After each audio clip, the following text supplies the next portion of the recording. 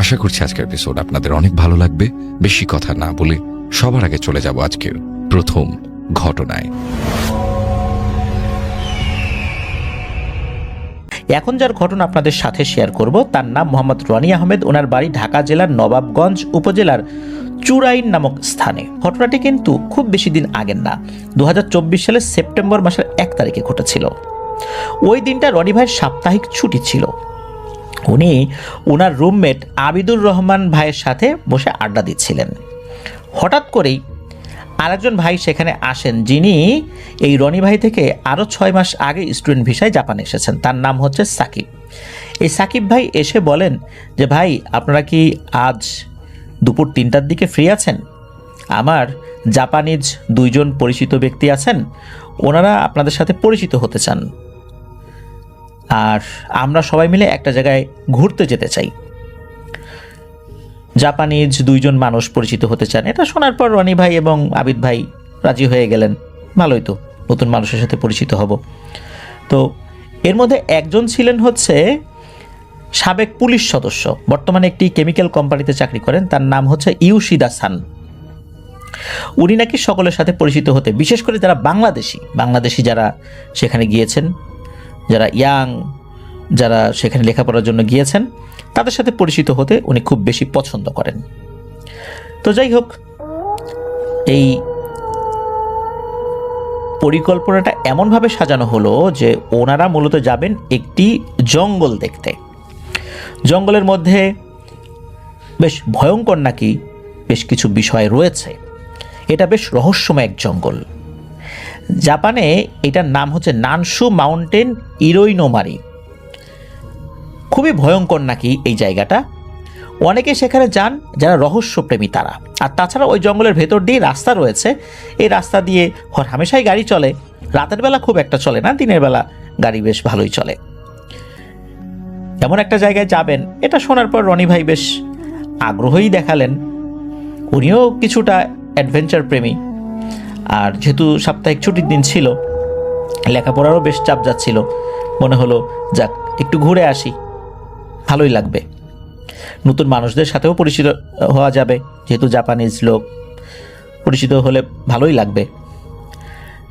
আরও একটা জিনিস জানা গেল যে ওই জায়গাটা ওনারা যেখানে আছেন সেখান থেকে 50 কিলোমিটার দূরে। আর শুরুতে এই ইউশিদা সান যুক্ত হলেও পরবর্তীতে পথের একটি নির্দিষ্ট জায়গায় গিয়ে আরেকজন ব্যক্তি যুক্ত হবেন, যিনি ইউশিদা সানের বন্ধু। তার নাম হচ্ছে ওয়াদা সান। তো যাই হোক, পরিকল্পনা মাফিক দুপুর 3টার দিকে ওনারা বাসা থেকে বের হলেন। বের হওয়ার পরপরই ইউশিদা সানের সাথে দেখা। সকলে নিজেদের মধ্যে পরিচিতি পর্ব শেষ করে ইউশিদা সান উনি যেই গাড়িটা নিয়ে এসেছিলেন সেই গাড়িতে সবাই মিলে উঠে বসলেন। তো ইউশিদা সান বেশ আন্তরিক, সকলের সাথে খুব সুন্দর ব্যবহার করছেন। তার আন্তরিকতায় এই যে রনি ভাই এবং আবিদ ভাই 2জন বেশ মুগ্ধ হচ্ছিলেন। সাকিব ভাই তো আগে থেকেই তাকে চিনতেন, যিনি মূলত এই ইউশিদা সানের সাথে ওনাদেরকে পরিচয় করিয়ে দিলেন। তো যাই হোক, বিভিন্ন গল্প করতে করতে যাচ্ছেন। আর ওই জঙ্গল সম্পর্কেও ইউশিদা সান বিভিন্ন ধরনের তথ্য দিচ্ছেন। ওই জঙ্গলটার স্থানীয়ভাবে একটি নাম রয়েছে। জাপানি ভাষায় ওই নামটা হচ্ছে আবুনাই। আবুনাই শব্দের অর্থ যদি বাংলায় করা হয়, তার অর্থ হচ্ছে ভয়ঙ্কর। তো বিভিন্ন ধরনের গল্প তারা করছেন, যাচ্ছেন। বেশ কিছুটা পথ যাওয়ার পর, প্রায় 12 থেকে 15 কিলোমিটার যাওয়ার পর একটা জায়গায় গিয়ে এই ইউশিদা সান তার গাড়িটা ব্রেক করেন। ওখানে দেখা গেল রাস্তার পাশে আরও একজন ব্যক্তি দাঁড়িয়ে আছেন। ইনি হচ্ছেন সেই ওয়াদা সান, যিনি ইউশিদা সানের বন্ধু এবং এই সাকিব ভাইয়েরও পরিচিত। তো এরপর ইউশিদা সান গাড়ি থেকে সকলকে নামতে বললেন। সবাই নামার পর ওয়াদা সানের সাথে পরিচিত সকলে হলেন যারা আগে ওয়াদা সানের সাথে দেখা হয়নি, বিশেষ করে রনি ভাই এবং আবিদ ভাই, এই 2জন পরিচিত হলেন। তো যেহেতু এই ওয়াদা সান উনি একটি স্কুটি নিয়ে আসছিলেন, তো উনি বললেন যে আমি স্কুটিটা নিয়ে সামনের দিকে আগাতে থাকি, তোমরা গাড়ি নিয়ে আমার পিছু পিছু আসতে থাকো। তো তাই করা হলো। এই ওয়াদা সান উনি স্কুটি নিয়ে সামনের দিকে যাচ্ছেন, আর ইউশিদা সান উনি গাড়িতে অন্যদেরকে সাথে নিয়ে ওই স্কুটির পিছু পিছু যাচ্ছেন। এই ওয়াদা সান এই এলাকা এবং এই জঙ্গল সম্পর্কে বেশ ভালো অবগত আছেন আর কি। তো ওনারা বেশ অনেকটা পথ গেলেন। স্কুটি মূলত ঢুকে গেল গভীর জঙ্গলের দিকে, যে রাস্তাটা রয়েছে ওই দিকটাতে। বেশ নিস্তব্ধ, কোনো আওয়াজ নেই, কোনো ঘরবাড়ি নেই, মানুষ তো নাই। মাঝে মাঝে দু একটা গাড়ি ক্রস করে চলে যাচ্ছে। বিকেল 5টার দিকে ওনারা ওনাদের কাঙ্ক্ষিত স্থানে পৌঁছলেন। গাড়ি থেকে নামলেন, গাড়ি ওখানে রেখে চারদিকে তাকিয়ে বুঝতে পারলেন যে এই জায়গাটাতে লোকজন খুব একটা আসে না। আরও অনেক জায়গা রয়েছে জঙ্গলে, সেখানে লোকজন যায়, এই জায়গাটাতে লোকজন খুব কম আসে। একদম আসে না এটা বলা যাবে না, কিন্তু কম আসে। ওখানে একটা সাইনবোর্ড লাগানো আছে, জাপানি শব্দ এবং ইংরেজি শব্দ দুইভাবেই সেখানে লেখা আছে, বিপজ্জনক, সাবধানতা অবলম্বন করুন, যেটা বাংলায় করলে এরকম হয় আর কি।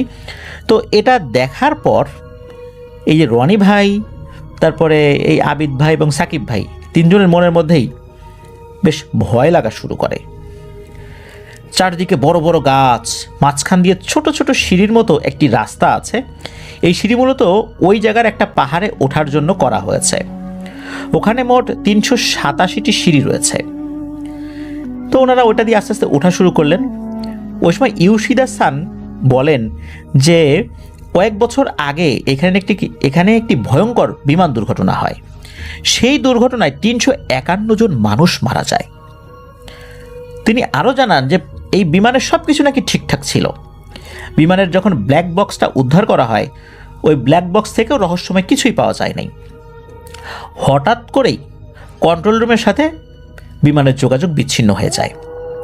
কেন বিচ্ছিন্ন হলো, কী কারণে হলো, এই বিষয়ে কোনো তথ্য পাওয়া যায় না। এরপরই দুর্ঘটনা। এই দুর্ঘটনাটা আজও রহস্যময় রয়ে গেছে।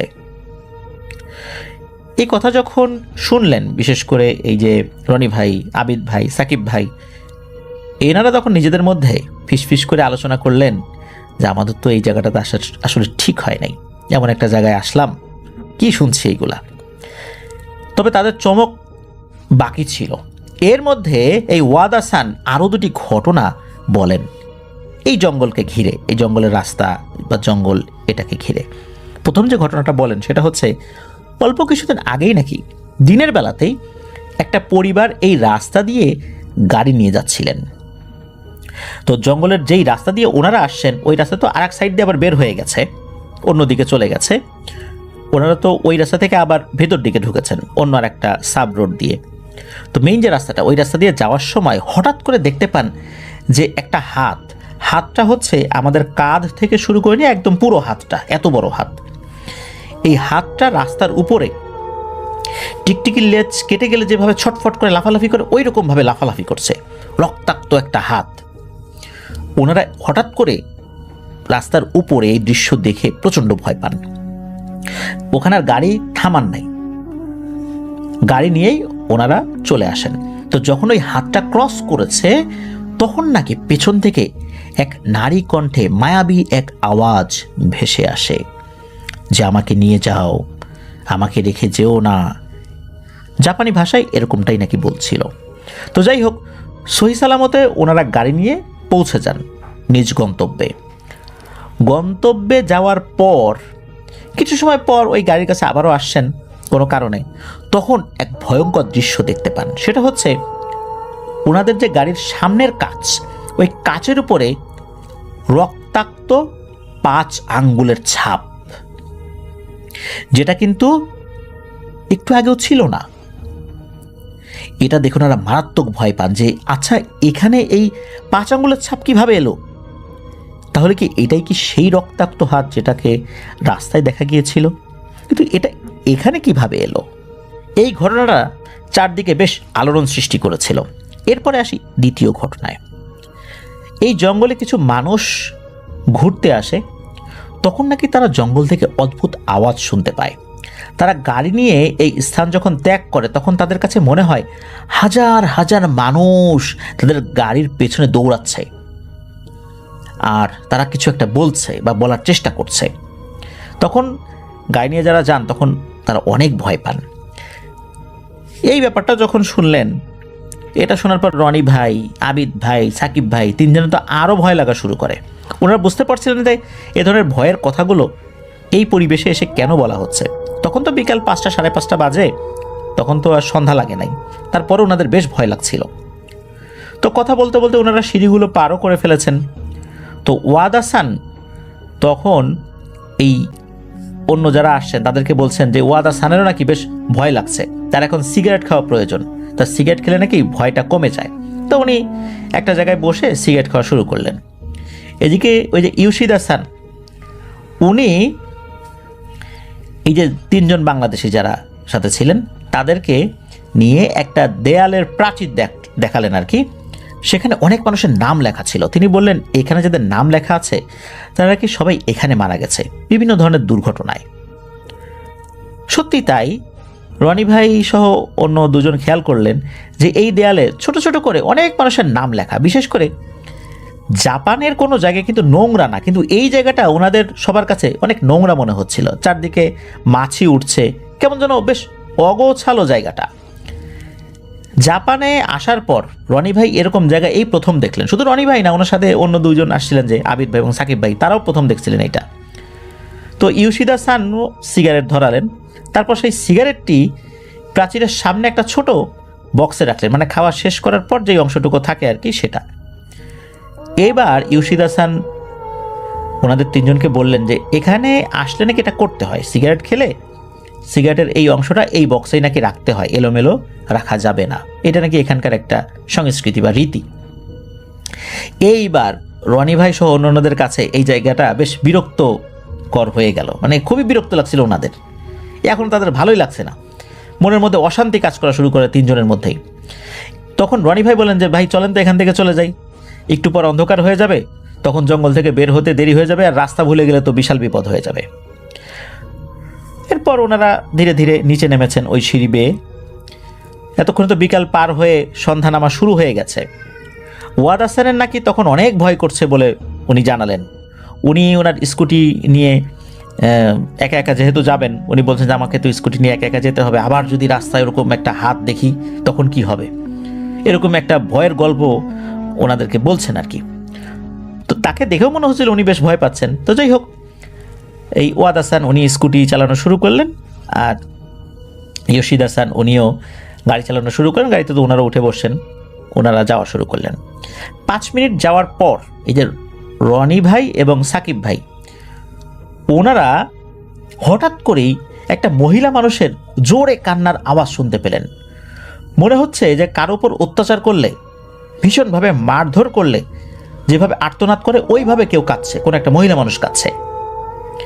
ওনারা তো খুব ভালো করেই জানেন যে এখানে মহিলা মানুষ তো দূরের কথা, আশেপাশে প্রায় 5-6 কিলোমিটার মধ্যে কোনো ঘর বাড়িই নেই। হয়তোবা আরও দূরে দূরে থাকলেও থাকতে পারে, কিন্তু 5-6 কিলোমিটার মধ্যে নাই, এটা ওনারা 100% নিশ্চিত। তখন ওনাদের মনে ভয়ের শিহরণ জেগে ওঠে। তো ফেরার সময় এই ইউশিদ হাসান বলেন যে তাদেরকে আরেকটা জায়গায় নিয়ে যাবে, সেখান থেকে নাকি এই মারিওকা শহর পুরোটাই দেখা যায়, মানে এতটা উঁচু। এরপর আসলে মন চাচ্ছিল না যে যেতে, কারণ হঠাৎ করে এরকম ভয়ের একটা অনুভূতি তাদের মধ্যে আসে, বিশেষ করে 2জনের মধ্যে। ওনারা আসলে যেতে চাচ্ছিলেন না, তারপরও আসলে ইচ্ছা না থাকলে অনেক সময় যেতে হয়, ওনারা যান সেখানে। এরপর এই যেই ওয়াদ হাসান উনি বলতে থাকেন যে তার অনেক ভয় লাগছে, তাকে প্রার্থনা করতে হবে। ভয় পেলে উনি প্রার্থনা করেন, আর প্রার্থনা করলে তার ভয়টা নাকি কেটে যায়।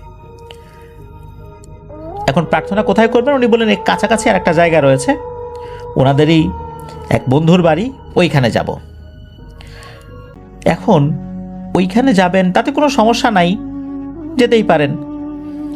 আর যেহেতু আন্তরিকতা একটা ব্যাপার রয়েছে, তাদের সাথে ওনারা আসছেন, এখন একা একা ওনারাও যেতে পারছেন না, কারণ ইউশিদ হাসানের গাড়িতেই তো আসছেন। আর ইউশিদ হাসানও সেই বাড়িতে যাওয়ার জন্য আগ্রহ প্রকাশ করছেন, এবং এই ওয়াদ হাসান এবং ইউশিদ হাসান দুজনই তার ওই বন্ধুর বাড়িতে নিয়ে যাওয়ার জন্য বারবার অনুরোধ করছে। এখন কথা হলো, জাপানের লোকজন ওনারা কিন্তু আসলে নিজেদের ব্যক্তিগত যেই ব্যাপারগুলো রয়েছে সেগুলো খুব একটা শেয়ার করতে চান না, আর বিশেষ করে নিজেদের যেই থাকার বাসা, এই বাসাগুলোতে অপরিচিত কাউকে নিয়ে যান না। এদিকে সাকিব ভাই, আবিদ ভাই, রনি ভাই তিনজনই খেয়াল করছিলেন যে এই ওয়াদ হাসান এবং ইউশিদ হাসান দুজনই এই তিনজনকে ওই বাড়িতে নিয়ে যাওয়ার জন্য বেশ জোরাজোরি করছেন। এখন কি আর করা, এতবার করে অনুরোধ করছেন, না গেলে তো হয় না। তো যাচ্ছেন ওনারা। বেশ কিছুক্ষণ পর একটা জায়গায় ওনারা আসেন, দেখলেন যে একটা সুন্দর একটা অ্যাপার্টমেন্টের সামনে এসে গাড়ি থামলো। তখন কিন্তু জঙ্গল থেকে বের হয়ে আসেন, তখন আর ওই জঙ্গলের আবহ নাই আর কি। এটাকে দেখে কোনো প্রার্থনার ঘর বলে মনে হলো না, মানে এই অ্যাপার্টমেন্টটা স্বাভাবিক অ্যাপার্টমেন্ট। তো ওনারা ওখানে ঢোকেন। ঢোকার পর প্রথমেই এই রনি ভাইয়ের বুকটা অজানা এক ভয়ে কেঁপে ওঠে। রুমের দরজাটা খোলার পর দেখা গেল রুমের ভিতর আরও দুইটা রুম। একটা রুম প্রার্থনার জন্য, আর একটা রুমের লাইট বন্ধ করা আছে। ওই রুমে আসলে কি আছে বোঝা যাচ্ছে না, তবে দরজাটা খোলা। মূলত রুমের ভিতর যাওয়ার পর আবারও ভয় লাগছিল। বসার জন্য কোনো চেয়ার ছিল না, সেখানে মাদুর বিছানো ছিল। তো রুমে একটা জায়গায় একজন ব্যক্তির ছবি টানানো ছিল। ওয়াদ হাসান মন্দিরের, এটাকে ওনারা মন্দির বলছেন আর কি, কিন্তু এটা আসলে মন্দির না, এটা মন্দিরের কোনো আবহই সেখানে নাই, কিন্তু তারা বলছেন এটা মন্দির। তো ওয়াদ হাসান যেহেতু মন্দির বলছেন, আমরা মন্দিরই বলি, তো ওয়াদ হাসান সেই মন্দিরের মতন ওই রুমটার মধ্যে ঢুকে কাঠ দিয়ে বানানো একটা ছোট ঘরের সামনে বসে। হাতে একটি বই নেয় এবং আরেকটা হাতে তসবির মতো কোন একটা জিনিস নেয়। এই তসবির যেই দানাগুলো যে কোন জিনিস দিয়ে বানানো এটা রনি ভাই বুঝতে পারেন নাই। রনি ভাই না, অন্য যে দুইজন ওনার সাথে ছিলেন বাংলাদেশি, ওনারও বুঝতে পারেন নাই। তো এই ওয়াদ হাসান কি করেছে, বসে বসে মন্ত্র পড়া শুরু করেছে। ইউশিদ হাসানও হাতে তসবির মতো একটা জিনিস নিয়ে এবং হাতে একটা বই নিয়ে মন্ত্র পড়া শুরু করেছে। এদিকে একটা ভয়ঙ্কর ব্যাপার ঘটতে থাকে, সেটা হচ্ছে এই রনি ভাই সহ অন্য দুইজন, বিশেষ করে রনি ভাইয়ের অনুভূতি উনি বলেছেন, উনি জানিয়েছেন যে এমন ভয়ঙ্কর মন্ত্রের আওয়াজ, এমন মন্ত্রের আওয়াজ ভয়ঙ্কর হয় এটা আসলে ওনার জানা ছিল না। মন্ত্র তো শুনেছেন বিভিন্ন সময়, বিভিন্ন ধর্মে মন্ত্র পাঠ করে, কিন্তু এত ভয়ঙ্করভাবে উচ্চারণ এটা উনি কখনো শোনেন নাই। আরও একটা ব্যাপার উনি ফিল করতে থাকেন, সেটা হলো আস্তে আস্তে মনে হচ্ছে উনি ওনার শরীরের উপর নিয়ন্ত্রণ হারাচ্ছেন, অনেকটা হেপনোটাইজড হয়ে যাওয়ার মতো অবস্থা। মনে হচ্ছে এই মন্ত্রটা ওনাকে খুব টানছে, যদিও বা ভয়ঙ্কর শব্দে, ভয়ঙ্কর উচ্চারণে তারা এটা উচ্চারণ করছে, ভয়ঙ্করভাবে উপস্থাপন করছে, কিন্তু তারপরও কেন যেন একটা আকর্ষণ কাজ করছে। ভয় লাগছে, খারাপ লাগছে, আবার একটা আকর্ষণও কাজ করছে। ওনারা ইশারা দিয়ে বারবার বলছিলেন যে তোমরা আমাদের সাথে এই মন্ত্রগুলো পড়ো, যতটুকু পারো পড়ো। ওনারা তো থেমে থেমে পড়ছিলেন, ভেঙে ভেঙে পড়ছিলেন, আর জাপানি ভাষায় মনে হচ্ছে ওগুলো লেখা বা ওগুলো উচ্চারণ করছেন, তাই পড়তে অসুবিধা হচ্ছে না। একদম যে দুর্বোধ্য ভাষায় পড়ছেন বিষয়টা এরকম না। এর মধ্যে কি হয়, হঠাৎ করে এই যে আবিদ ভাই উনি দাঁড়িয়ে যান, কোনো কথা না বলে রুম থেকে বের হয়ে যান। ওই সুযোগে রনি ভাইও তার সাথে রুম থেকে বের হয়ে যান। এর মধ্যে কি হয়েছে, এই যে যেই ওয়াদ হাসান এবং ইউশিদ হাসান তারা কিন্তু একবারের জন্য মন্ত্র পড়া থামায় নাই। ওনারা তো বাইরে চলে আসছেন। তো আসার পর এই আবিদ ভাই বলছেন রনি ভাইকে যে আমার অনেক খারাপ লাগছে, আমার মাথার ব্রেইন একদমই কাজ করছে না, শরীরের উপর নিয়ন্ত্রণ হারিয়েই ফেলেছিলাম। আমি মনে হয় ওই রুমের মধ্যে আটকা পড়ে যেতাম, কোনোভাবে আর বের হতে পারতাম না। কোনো এক জগতে মনে হচ্ছে এলো আমি হারিয়ে যাচ্ছি। এদিকে রনি ভাই বলেন যে তারও একই রকমের অনুভূতি হচ্ছিল। যাই হোক, ওনারা দুজন বের হয়ে চলে আসছেন। এদিকে আরেকজন সাকিব ভাই, উনারা তো আসলে উনি তো ওই দুইজনের সাথেই আছেন। এখন ওনারা বাইরে অপেক্ষা করছেন। বেশ আধা ঘন্টা পর এই সাকিব ভাই সহ ওই যে ওয়াদ হাসান এবং ইউশিদ হাসান বাইরে বেরিয়ে আসেন। জাপানিজ ওই দুইজনের চেহারা দেখেই মনে হচ্ছিল এই রনি ভাই এবং আবিদ ভাই এই দুইজনের প্রতি তারা খুব বিরক্ত হয়েছেন, খুব রাগ। এরপর তাদের সাথে খাবারের আমন্ত্রণ জানান যে আসো আমরা কিছু খাওয়া দাওয়া করব, কিন্তু ওনারা খাওয়া দাওয়া করতে আর রাজি হলেন না। গুগল ম্যাপে ওনারা দেখলেন ওনারা যে এরিয়াতে আছেন সেখান থেকে ওনারা যেই জায়গাতে থাকেন সেই বাসার দূরত্ব প্রায় 20 কিলোমিটার দূরে। সাকিব ভাই কিন্তু বের হয়ে আসছেন, আর সাকিব ভাইয়ের উপর ওনাদের খুব রাগ হচ্ছিল যে কেন এমন টাইপের দুইজন মানুষের সাথে উনি পরিচয় করিয়ে দিলেন। এই দুইজন মানুষ তো ভয়ঙ্কর, বিপজ্জনক। যাই হোক, সাকিব ভাই বের হয়ে আসেন, ওই সময় কিছু বলেন নাই। তারপর ওনারা বলেন যে ওনারা খাওয়া দাওয়া করবেন না, ওনারা বাড়িতে চলে আসেন। ইউশিদ হাসান এগিয়ে দেয় এরপর এই রনি ভাই উনি কিছু মানুষের সাথে কথা বলেন, বিশেষ করে ওনারা কিছু ছবি তুলেছিলেন ওই জায়গায়, সেই ছবি মেসেঞ্জারে ওনাদের পরিচিত জাপানি কিছু বাংলাদেশি ভাই তাদেরকে পাঠান। এর মধ্যে নাহিদ ভাই নামে একজন আছে, উনি 5 বছর ধরে জাপানে রয়েছেন। তো উনি রনি ভাইকে জানান যে আরে এই দুইজন তো খুবই ভয়ঙ্কর লোক, এরা বিভিন্ন ধরনের কালো জাদু চর্চা করে, আর এরা নির্দিষ্ট কোনো ধর্মের অনুসারী না, এরা হচ্ছে শয়তানি ধর্মের অনুসারী। তাদের কাজই হচ্ছে হিন্দু, মুসলিম, বৌদ্ধ, খ্রিস্টিয়ান যারা ওখানে আছে এদের সাথে সম্পর্ক স্থাপন করে এমন এক ধরনের মন্ত্র তাদের সামনে পাঠ করে, হিপনোটাইজ করে ফেলে, তাদেরকে বশ করে ফেলে। একটা পর্যায়ে নাকি এই লোকদেরকে ধর্ম পরিবর্তন করে তাদের এই শয়তানি ধর্মে দীক্ষিত করে ফেলে।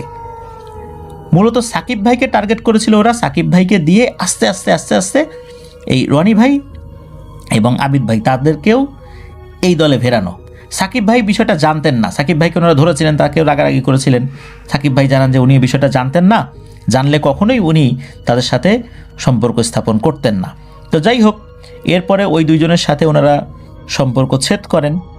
এখন কি অবস্থা আছে এটা অবশ্য রনি ভাই আমাদেরকে জানান নাই যে ওই দুইজনের এখন বর্তমান অবস্থা কি।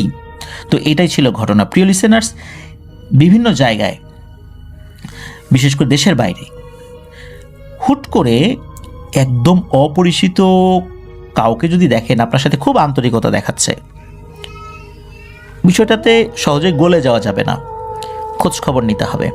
এর আগেও আমরা এই টাইপের বিভিন্ন ব্যাপার শুনেছি যে আন্তরিকতা করে আস্তে আস্তে একটা সিক্রেট সোসাইটির সাথে যুক্ত করে ফেলে, শয়তানি ধর্মের অনুসারী বানিয়ে ফেলে, একটা মোহে আচ্ছন্ন করে ফেলে। তো এই বিষয়ে সতর্ক থাকতে হবে, বিশেষ করে দেশের বাইরে যারা রয়েছেন। আর বাংলাদেশেও যে এটা নাই এটাও বলা যাবে না, এই জন্য আমরা সবসময় সতর্ক থাকব। আল্লাহ তাআলা সাহায্য প্রার্থনা করবো, আল্লাহ যেন আমাদেরকে হেফাজত করেন। ধন্যবাদ জানাচ্ছি রনি আহমেদ ভাইকে, দুঃখিত। তো উনি অনেক কষ্ট করে ঘটনাটি লিখেছেন। জাপানে আসলে অনেক ব্যস্ত থাকতে হয়, তারপরও যে আমাদেরকে ঘটনা পাঠিয়েছেন এই জন্য অসংখ্য ধন্যবাদ। আসসালামু আলাইকুম ইমরান ভাই, আপনি কেমন আছেন? আশা করি মহান আল্লাহ তাআলার অশেষ রহমতে ভালো আছেন। আমিও ভালো আছি আলহামদুলিল্লাহ।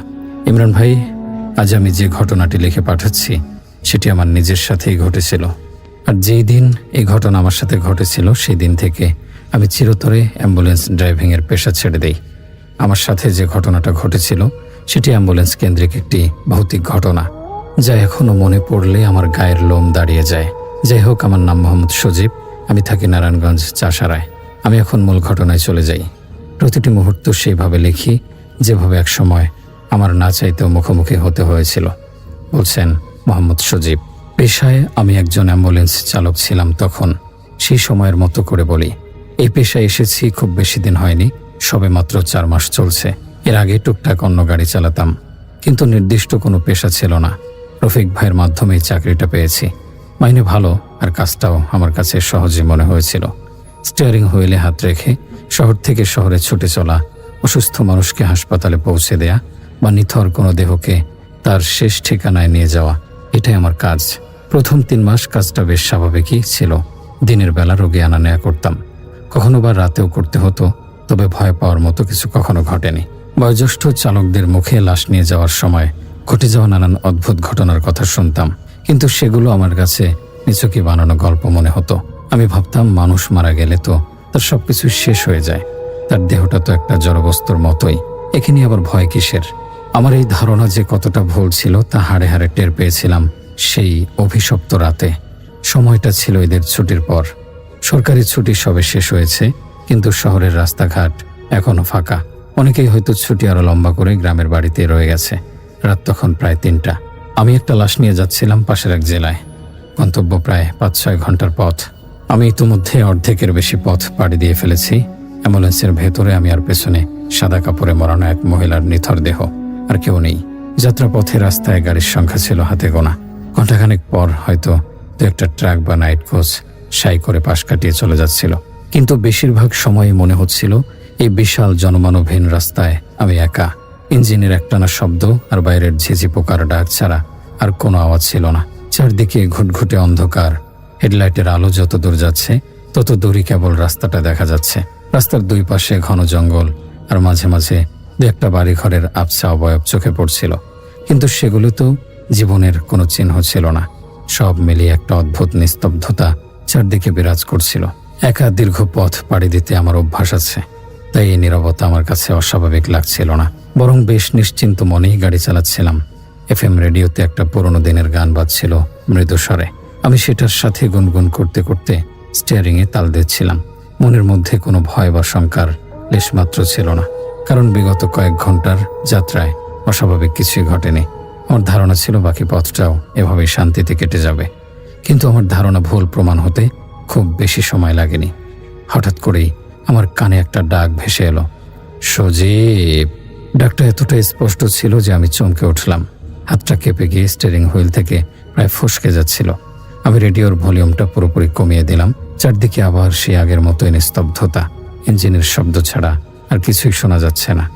আমি ভাবলাম হয়তো আমার মনের ভুল, দীর্ঘক্ষণ গাড়ি চালানোর ফলে এমনটা হতেই পারে। তাছাড়া এই নির্জন রাস্তায় চলন্ত একটা গাড়িতে আমাকে নাম ধরে ডাকার মতো কেউ থাকতেই পারে না।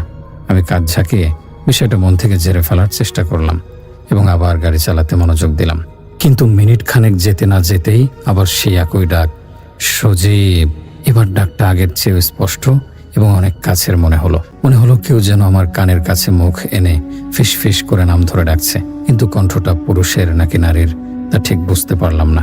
একটা অদ্ভুত ধরনের কণ্ঠ, যা আগে কখনো শুনিনি। আমার বুকের ভেতরটা ধড়াস করে উঠল।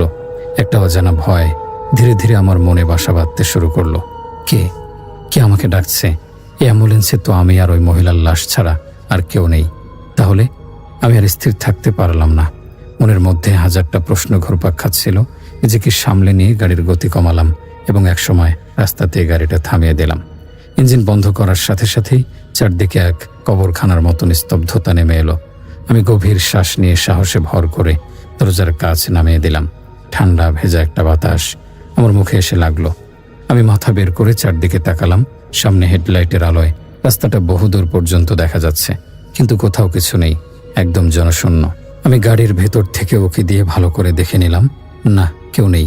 হতাশ হয়ে আমি যখন আবার ভেতরে মাথা ঢোকাবো, ঠিক তখনই কি মনে করে যেন পেছন দিকে তাকালাম, আর তখনই দৃশ্যটা আমার চোখে পড়ল, যা দেখে আমার শরীরের রক্ত হেম হয়ে গেল। অ্যাম্বুলেন্স থেকে প্রায় 50-60 গজ দূরে রাস্তার আবছা আলো আধারিতে আমি একটা মহিলার অবয়ব দেখতে পেলাম। তার পরনের সাদা শাড়ি, চুলগুলো পিঠময় ছড়ানো এবং এলোমেলো। সে ধীরে ধীরে রাস্তার এপাশ থেকে অন্য পাশে হেঁটে যাচ্ছে। তার হাঁটার ভঙ্গিটা স্বাভাবিক ছিল না, কেমন যেন অস্বাভাবিক আর ধীর গতির। রাস্তার পাশের সোডিয়াম লাইটের আলো তার উপর পড়লেও তার মুখটা স্পষ্ট দেখা যাচ্ছিল না, অন্ধকারে ঢাকা ছিল। এই গভীর রাতে এমন নির্জন একটা জায়গায় সাদা শাড়ি পরা একজন মহিলাকে এভাবে রাস্তা পার হতে দেখে আমার বুকের ভেতরটা কেঁপে উঠল। দৃশ্যটা এতটাই অদ্ভুত ছিল যে আমার মুখ দিয়ে কোনো কথা বের হচ্ছিল না। আমি শুধু তাকিয়ে রইলাম। মহিলাটি কোনো দিকে নাক তাকিয়ে নিজের মনেই রাস্তা পার হয়ে গেল এবং অপর পাশের জঙ্গলের অন্ধকারে মিলিয়ে গেল। আমি কিছুক্ষণ স্তব্ধ হয়ে বসে রইলাম। আমার মাথায় কিছুই ঢুকছিল না। এটা কে ছিল? এত রাতে এখানে কি করছে? তার হাঁটার ভঙ্গিটাই বা এমন অদ্ভুত কেন?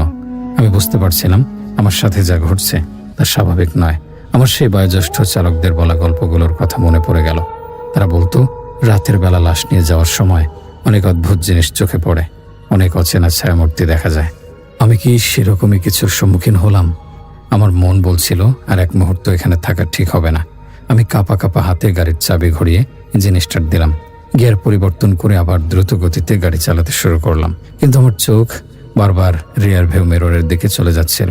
আমি পেছনে তাকিয়ে দেখছিলাম যদি ওই অবয়বটাকে আবার দেখা যায়, কিন্তু না, পেছনে ঘুটঘুটে অন্ধকার ছাড়া আর কিছুই ছিল না। আমার মনের ভেতর ভয় আর অনিশ্চয়তা মিলেমিশে একাকার হয়ে গিয়েছিল। আমি বুঝতে পারছিলাম না যা দেখলাম তা কি সত্যি ছিল নাকি আমার চোখের ভ্রম। কিন্তু আমার মন বলছিল যা দেখেছি তা কোনো ভ্রম ছিল না, এটা ছিল এক অশুভ ঘটনার শুরু মাত্র। আমি তখনও জানতাম না সামনে আমার জন্য আরো কি ভয়ঙ্কর অভিজ্ঞতা অপেক্ষা করছে। আমি শুধু একটাই দোয়া করছিলাম, যেন এই রাতের সফরটা তাড়াতাড়ি শেষ হয় এবং আমি নিরাপদে গন্তব্যে পৌঁছাতে পারি। কিন্তু আমার দোয়া কবুল হওয়ার কোনো লক্ষণই আমি দেখতে পাচ্ছিলাম না, বরং মনে হচ্ছিল রাতটা যেন আরো গভীর ও ভয়ঙ্কর হয়ে উঠছে, আর আমি সেই গভীরতার দিকেই ছুটে চলেছি, এক অজানা পরিণতির দিকে। প্রথমবার সেই অদ্ভুত অবয়বটা দেখার পর আমার মনের ভেতর যে ভয়টা ঢুকেছিল তা কিছুতেই যাচ্ছিল না। আমি অ্যাম্বুলেন্সের গতি বাড়িয়ে দিয়েছিলাম। আমার একমাত্র লক্ষ্য ছিল যত তাড়াতাড়ি সম্ভব এই অভিশপ্ত রাস্তাটা পার হয়ে লোকালয়ের কাছাকাছি পৌঁছানো। আমি স্টিয়ারিং হুইলটা শক্ত করে ধরে রেখেছিলাম। আমার হাতের তালু ঘেমে গিয়েছিল। বারবার আমার চোখের সামনে সেই দৃশ্যটা ভেসে উঠছিল। সাদা শাড়ি পরা, এলোমেলো চুলের এক মহিলা ধীর পায়ে রাস্তা পার হয়ে যাচ্ছে, যার মুখটা অন্ধকারে ঢাকা। কে ছিল সে? এত রাতে জঙ্গলের পাশে তার কি কাজ? মনের মধ্যে হাজারটা প্রশ্ন ঘুরপাক খাচ্ছিল, কিন্তু কোনোটারই উত্তর আমার জানা ছিল না। আমি নিজেকে বোঝানোর চেষ্টা করছিলাম যে হয়তো কাছাকাছি কোনো গ্রাম আছে, আর ওই মহিলা হয়তো সেখান থেকে এসেছিল, হয়তো তার কোনো জরুরি প্রয়োজন ছিল। কিন্তু আমার মন এই যুক্তি মানতে চাইছিল না। তার হাঁটার ভঙ্গি, তার উপস্থিতি, সব কিছুতে একটা অস্বাভাবিকতার ছাপ ছিল। মনে হচ্ছিল যেন সেই পৃথিবীর কোনো বাসিন্দা নয়। আমি রেডিওর ভলিউমটা আবার বাড়িয়ে দিলাম যাতে বাইরের নিস্তব্ধতাটা আমার কানে না আসে। গানের শব্দে হয়তো আমার ভয়টা একটু কমবে, কিন্তু কোনো কিছুতেই কাজ হচ্ছিল না। আমার সমস্ত মনোযোগ পড়েছিল রাস্তার ওপর, আর আমার কানের মধ্যে বাজছিল সেই রহস্যময় ডাক, সজীব। এভাবে প্রায় 10 থেকে 15 মিনিট গাড়ি চালানোর পর আমি কিছুটা ধাতস্থ হলাম। রাস্তাটাও আগের চেয়ে একটু পরিচিত মনে হচ্ছিল। আমি ভাবলাম আর হয়তো ঘন্টাখানেকের মধ্যেই আমি গন্তব্যে পৌঁছে যাব। মনের ভয়টা একটু একটু করে কমে আসছিল। আমি নিজেকে বোঝালাম যা দেখেছি তা হয়তো আমার চোখের ভুল বা অতিরিক্ত ক্লান্তির ফল। দীর্ঘক্ষণ একা গাড়ি চালালে এমনটা হতেই পারে। আমি একটা দীর্ঘশ্বাস ফেলে কাঁধটা একটু হালকা করার চেষ্টা করলাম। ঠিক সেই মুহূর্তে আমার সমস্ত শরীরকে স্তব্ধ করে দিয়ে আবার সেই ডাকটা কানে এলো, সজীব। এবার ডাকটা এতটাই তীব্র আর স্পষ্ট ছিল যে মনে হলো কেউ যেন আমার পাশের সিটে বসে আছে। আমি ভয়ে আটকে উঠে পাশে তাকালাম, কিন্তু না, পাশের সিটটা একদম খালি।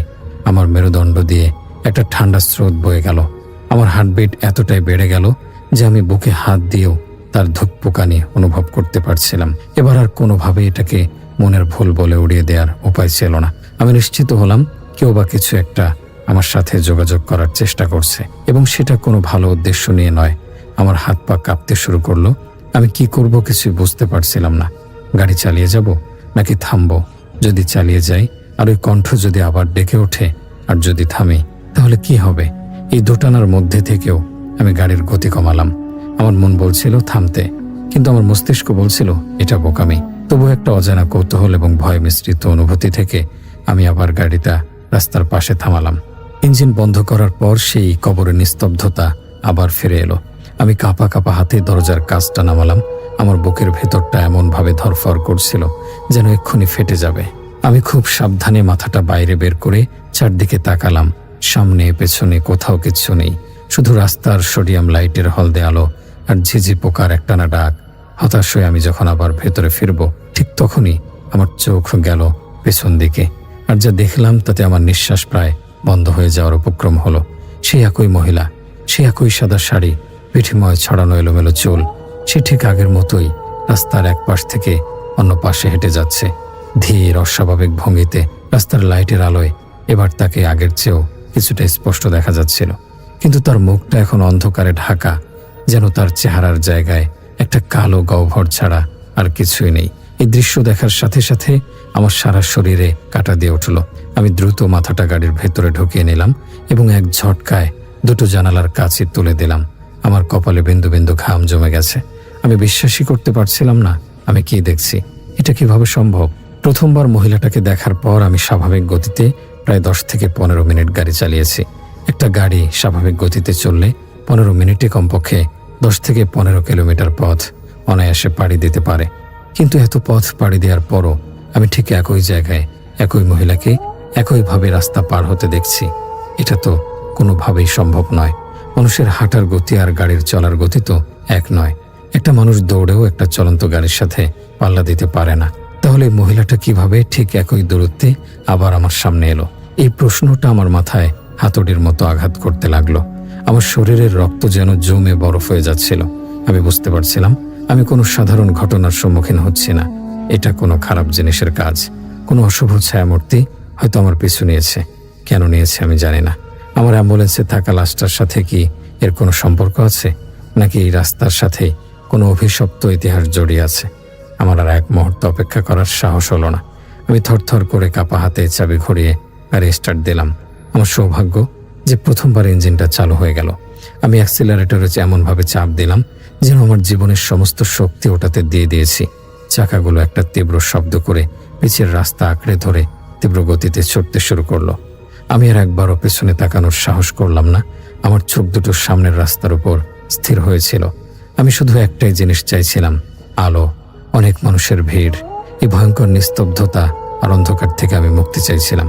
আমার মনে হচ্ছিল এই রাস্তাটা যেন শেষই হবে না, যেন আমি একটা গোলক ধাঁধার মধ্যে আটকে গেছি, যেখানে একই ঘটনার পুনরাবৃত্তি ঘটেই চলছে। আমার মনের ভেতর থেকে সব সাহস উবে গিয়েছিল। আমি এখন নিশ্চিত যে আমি একা নই, আমার সাথে অদৃশ্য কোনো শক্তি রয়েছে যা আমার ক্ষতি করতে চায়। আমি বুঝতে পারছিলাম এই রাতটা আমার জীবনের সবচেয়ে ভয়ঙ্কর রাত হতে চলেছে। আমি শুধু মনে মনে আল্লাহকে ডাকছিলাম আর দোয়া করছিলাম যেন তিনি আমাকে এই বিপদ থেকে রক্ষা করেন। কিন্তু আমি জানতাম না আসল ভয়ঙ্কর ঘটনা তো এখনো ঘটেইনি। যা দেখেছি তা তো ছিল কেবল শুরু। আসল পরীক্ষার মুহূর্ত তো এখনো বাকি। আমি সেই অনাগত ভয়ঙ্কর মুহূর্তের দিকেই তীব্র গতিতে ছুটে চলেছিলাম। নিজের অজান্তেই দ্বিতীয়বার একই অবয়বকে একই জায়গায় দেখার পর আমার মনের অবস্থা ভাষায় প্রকাশ করার মতো ছিল না। ভয়, আতঙ্ক আর অসহায়ত্ব মিলেমিশে আমাকে গ্রাস করে ফেলেছিল। আমি পাগলের মতো অ্যাম্বুলেন্স চালাচ্ছিলাম। স্পিডোমিটারের কাটা 100-র ঘর ছুঁই ছুঁই করছিল। আমার সমস্ত শরীর থরথর করে কাঁপছিল, কিন্তু স্টিয়ারিং হুইলটা আমি শক্ত করে ধরে রেখেছিলাম। আমার মনে হচ্ছিল যদি আমি গতি কমাই তাহলে ওই খারাপ জিনিসটা আমাকে ধরে ফেলবে। গাড়ি চালাতে চালাতে আমার মাথায় নানান চিন্তা আসছিল। যখন আমি এই চাকরিতে নতুন এসেছিলাম তখন রফিক ভাই আর অন্য সিনিয়র চালকেরা আমাকে অনেকবার সতর্ক করেছিলেন। তারা বলেছিলেন, সজীব, লাশ নিয়ে রাতের বেলা একা যাতায়াত করবি, সবসময় সতর্ক থাকবি। অনেক সময় অনেক কিছু চোখে পড়তে পারে, কানে আসতে পারে, ভয় পাবি না, সাহস রাখবি আর আল্লাহর নাম নিবি। আমি তখন তাদের কথা শুনে মুচকি হাসতাম। ভাবতাম এগুলো নিশ্চয়ই ভয় দেখানোর জন্য বলা গল্প। আমার জীবনে কখনো এই ধরনের কোনো অস্বাভাবিক ঘটনার মুখোমুখি হয়নি, তাই সবে বিশ্বাসও করতাম না। কিন্তু আজ এই মুহূর্তে আমার প্রতিটি লোমকূপ সেই বয়োজ্যেষ্ঠদের বলা কথাগুলোর সত্যতা স্বীকার করছিল। আজ আমি বুঝতে পারছিলাম তাদের অভিজ্ঞতাগুলো কতটা বাস্তব আর ভয়ঙ্কর ছিল। আমি মনে মনে আয়াতুল কুরসি পড়তে শুরু করলাম।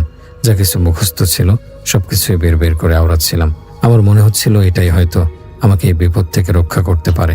আমার চোখ দুটোর সামনের রাস্তা থেকে এক মুহূর্তের জন্য সরছিল না।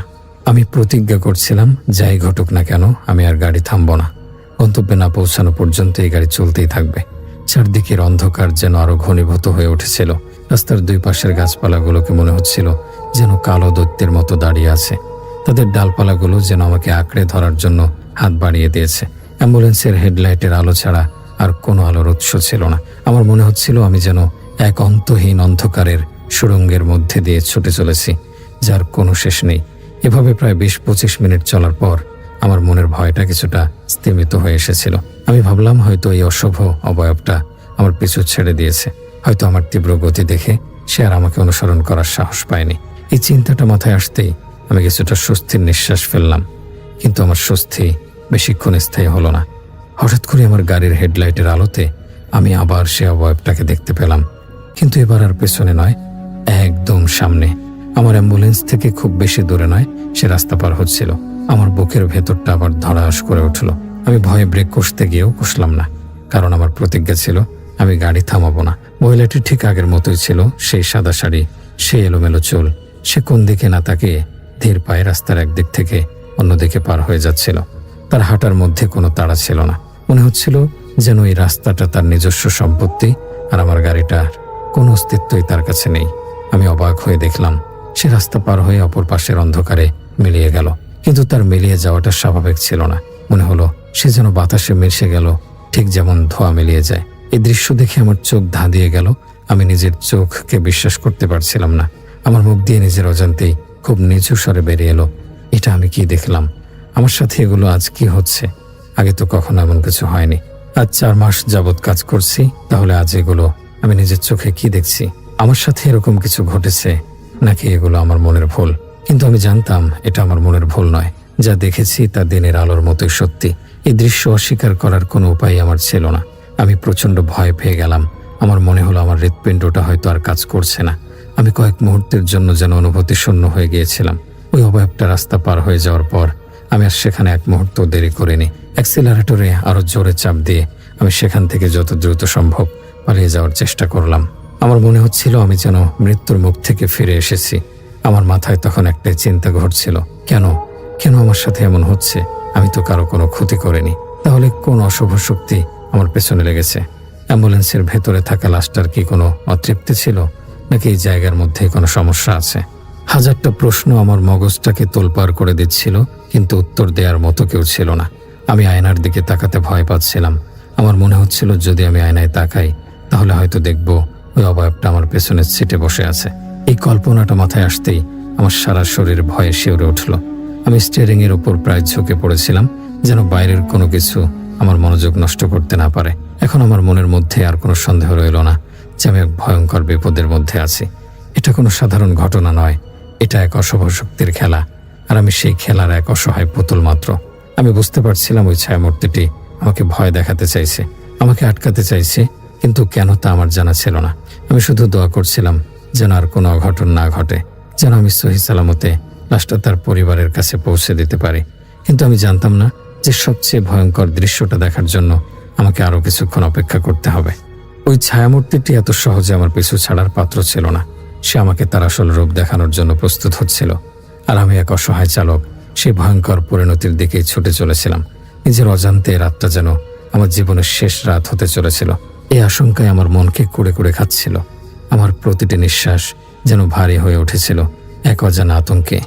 গাড়ির সামনে দিয়ে সেই ছায়ামূর্তি হাওয়ায় মিলিয়ে যাওয়ার দৃশ্যটা দেখার পর আমার মনের মধ্যে আর কোনো ধরনের সন্দেহ রইল না।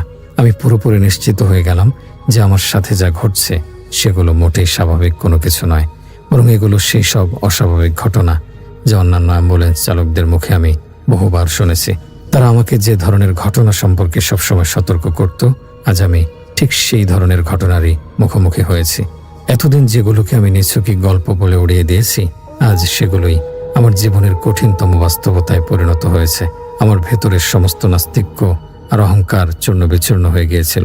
আমি এখন বুঝতে পারছিলাম এই পৃথিবীতে আমাদের জানার বাইরেও অনেক কিছু আছে, অনেক শক্তি আছে যা আমাদের উপলব্ধির ঊর্ধ্বে। আমি মনে মনে আল্লাহকে ডাকতে শুরু করলাম, তার কাছে সাহায্য চাইতে লাগলাম। কাঁপা কাঁপা গলায় আমি বের করে আয়াতুল কুরসি পড়তে লাগলাম। আমার মনে হচ্ছিল এই পবিত্র আয়াতই হয়তো আমাকে রক্ষা করতে পারে এই অশুভ শক্তির হাত থেকে। আমি গাড়ির গতি আরো বাড়িয়ে দিলাম। আমার একটাই লক্ষ্য ছিল গন্তব্য, আর মাত্র ঘন্টাখানেক গাড়ি চালালেই আমি পৌঁছে যাব ঠিকানায়। এই ঘন্টাখানেক সময় যেন আমার কাছে এক যুগের মতো মনে হচ্ছিল। প্রতিটা মুহূর্ত আমার কাছে ছিল এক একটা পরীক্ষার মতো। আমি রাস্তার দিকে তাকিয়েছিলাম বটে, কিন্তু আমার চোখ খুঁজছিল সেই ভয়ঙ্কর অবয়বটাকে। আমার মন বলছিল সে আবার আসবে, সে এত সহজে আমার পিছু ছাড়বে না। আমার আশঙ্কায় সত্যি হলো। সে ঘটনাটার পর প্রায় আধা ঘন্টা বা তার চেয়ে একটু কম সময় পার হয়েছে। আমি একটা দীর্ঘ সোজা রাস্তা ধরে যাচ্ছিলাম। রাস্তার দুই পাশে দিগন্ত বিস্তৃত ফাঁকা মাঠ, কোথাও কোনো বাড়িঘর বা জনবসতির চিহ্ন নেই।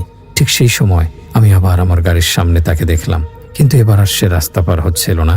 এবার সে একদম রাস্তার মাঝ বরাবর আমার অ্যাম্বুলেন্সের সামনে স্থির হয়ে দাঁড়িয়েছিল। আমার হেডলাইটের উজ্জ্বল আলো সরাসরি তার ওপর গিয়ে পড়েছিল, কিন্তু তার অবয়বটা এতটাই অন্ধকারাচ্ছন্ন ছিল যে আলোটা যেন তার শরীর শোষিত হয়ে যাচ্ছিল। সে স্থির নিশ্চল, যেন একটা কালো পাথরের মূর্তি। এই অবস্থা দেখে আমি কি করব কিছুই বুঝতে পারছিলাম না। আমার মস্তিষ্ক যেন কাজ করা বন্ধ করে দিয়েছিল। আমি সজোরে ব্রেক কষলাম। টায়ারগুলো পিছের রাস্তায় একটা তীব্র তীক্ষ্ণ আর্তনাদ করে উঠল।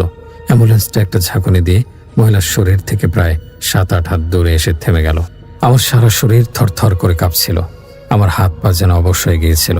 আমি কোথায় যাব, কি করব কিছুই বুঝে উঠতে পারছিলাম না। আমার মনে হচ্ছিল আমি একটা ফাঁদে আটকে গেছি, যেখান থেকে বের হওয়ার কোনো রাস্তা নেই। এমন সময় ওই মহিলা আমার গাড়ির দিকে ধীরে ধীরে এগিয়ে আসতে শুরু করলো। তার এগিয়ে আসার ভঙ্গিটা ছিল ভয়ঙ্কর। মনে হচ্ছিল না যে সে হাঁটছে, মনে হচ্ছিল সে যেন বাতাসের উপর দিয়ে ভেসে ভেসে আসছে। তার পা দুটো মাটি স্পর্শ করছে কিনা তা বোঝা যাচ্ছিল না। আমার ভয়ের মাত্রাটা এতটাই চরমে পৌঁছেছিল যে আমার মনে হচ্ছিল আমার দেহ থেকে প্রাণটা এখনই বের হয়ে যাবে।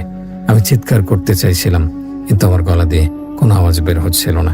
আমি দরজার লকটা পরীক্ষা করে দেখলাম, সেটা লাগানো ছিল। জানালার কাঁচগুলো বন্ধ ছিল, কিন্তু আমার মনে হচ্ছিল এই কাঁচ বা লোহার দরজা কোনো কিছুই তাকে আটকাতে পারবে না।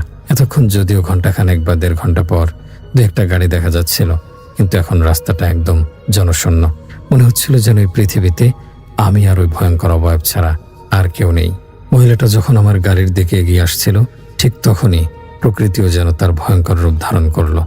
হঠাৎ করে আকাশ কালো মেঘে ছেয়ে গেল। একটু আগে পরিষ্কার আকাশটা যেন এক নিমেষে বদলে গেল। দমকা হাওয়া বইতে শুরু করলো, যার কারণে রাস্তার পাশের গাছগুলো পাগলের মতো দুলতে লাগলো। আর তারপরই শুরু হলো প্রচণ্ড বৃষ্টি। বড় বড় ফোঁটায় পানি পড়তে শুরু করলো। গাড়ির ছাদে আর সামনের কাছে বৃষ্টির ফোঁটাগুলো এমনভাবে আছড়ে পড়ছিল যে মনে হচ্ছিল যেন কেউ পাথর ছুঁড়ে মারছে। বৃষ্টির সাথে শুরু হলো বিদ্যুৎ ঝলকানি। কিছুক্ষণ পরপরই আকাশ চিরে বিদ্যুৎ চমকে উঠছিল। যখনই আকাশে বিদ্যুৎ চমকাচ্ছিল, তখন মুহূর্তের জন্য সম্পূর্ণ রাস্তাটা দিনের মতো আলোকিত হয়ে যাচ্ছিল। আর সেই আলোতে আমি দেখছিলাম ওই অবয়বটা অবিচলভাবে আমার গাড়ির দিকে এগিয়ে আসছে। বজ্রপাতের আওয়াজ ছিল বধিরকারী। মনে হচ্ছিল যেন কানের পর্দা ফেটে যাবে। প্রতিটি বজ্রপাতের সাথে সাথে আমার অ্যাম্বুলেন্সটা পর্যন্ত কেঁপে উঠছিল। আমি স্টিয়ারিং হুইলটা শক্ত করে ধরে সিটের সাথে মিশে গিয়েছিলাম। আমার চোখ দুটো ভয়ে বন্ধ হয়ে আসছিল, কিন্তু আমি জোর করে খোলা রাখার চেষ্টা করছিলাম, কারণ আমি জানতাম যদি আমি চোখ বন্ধ করি তাহলে হয়তো আর খোলার সুযোগ পাবো না।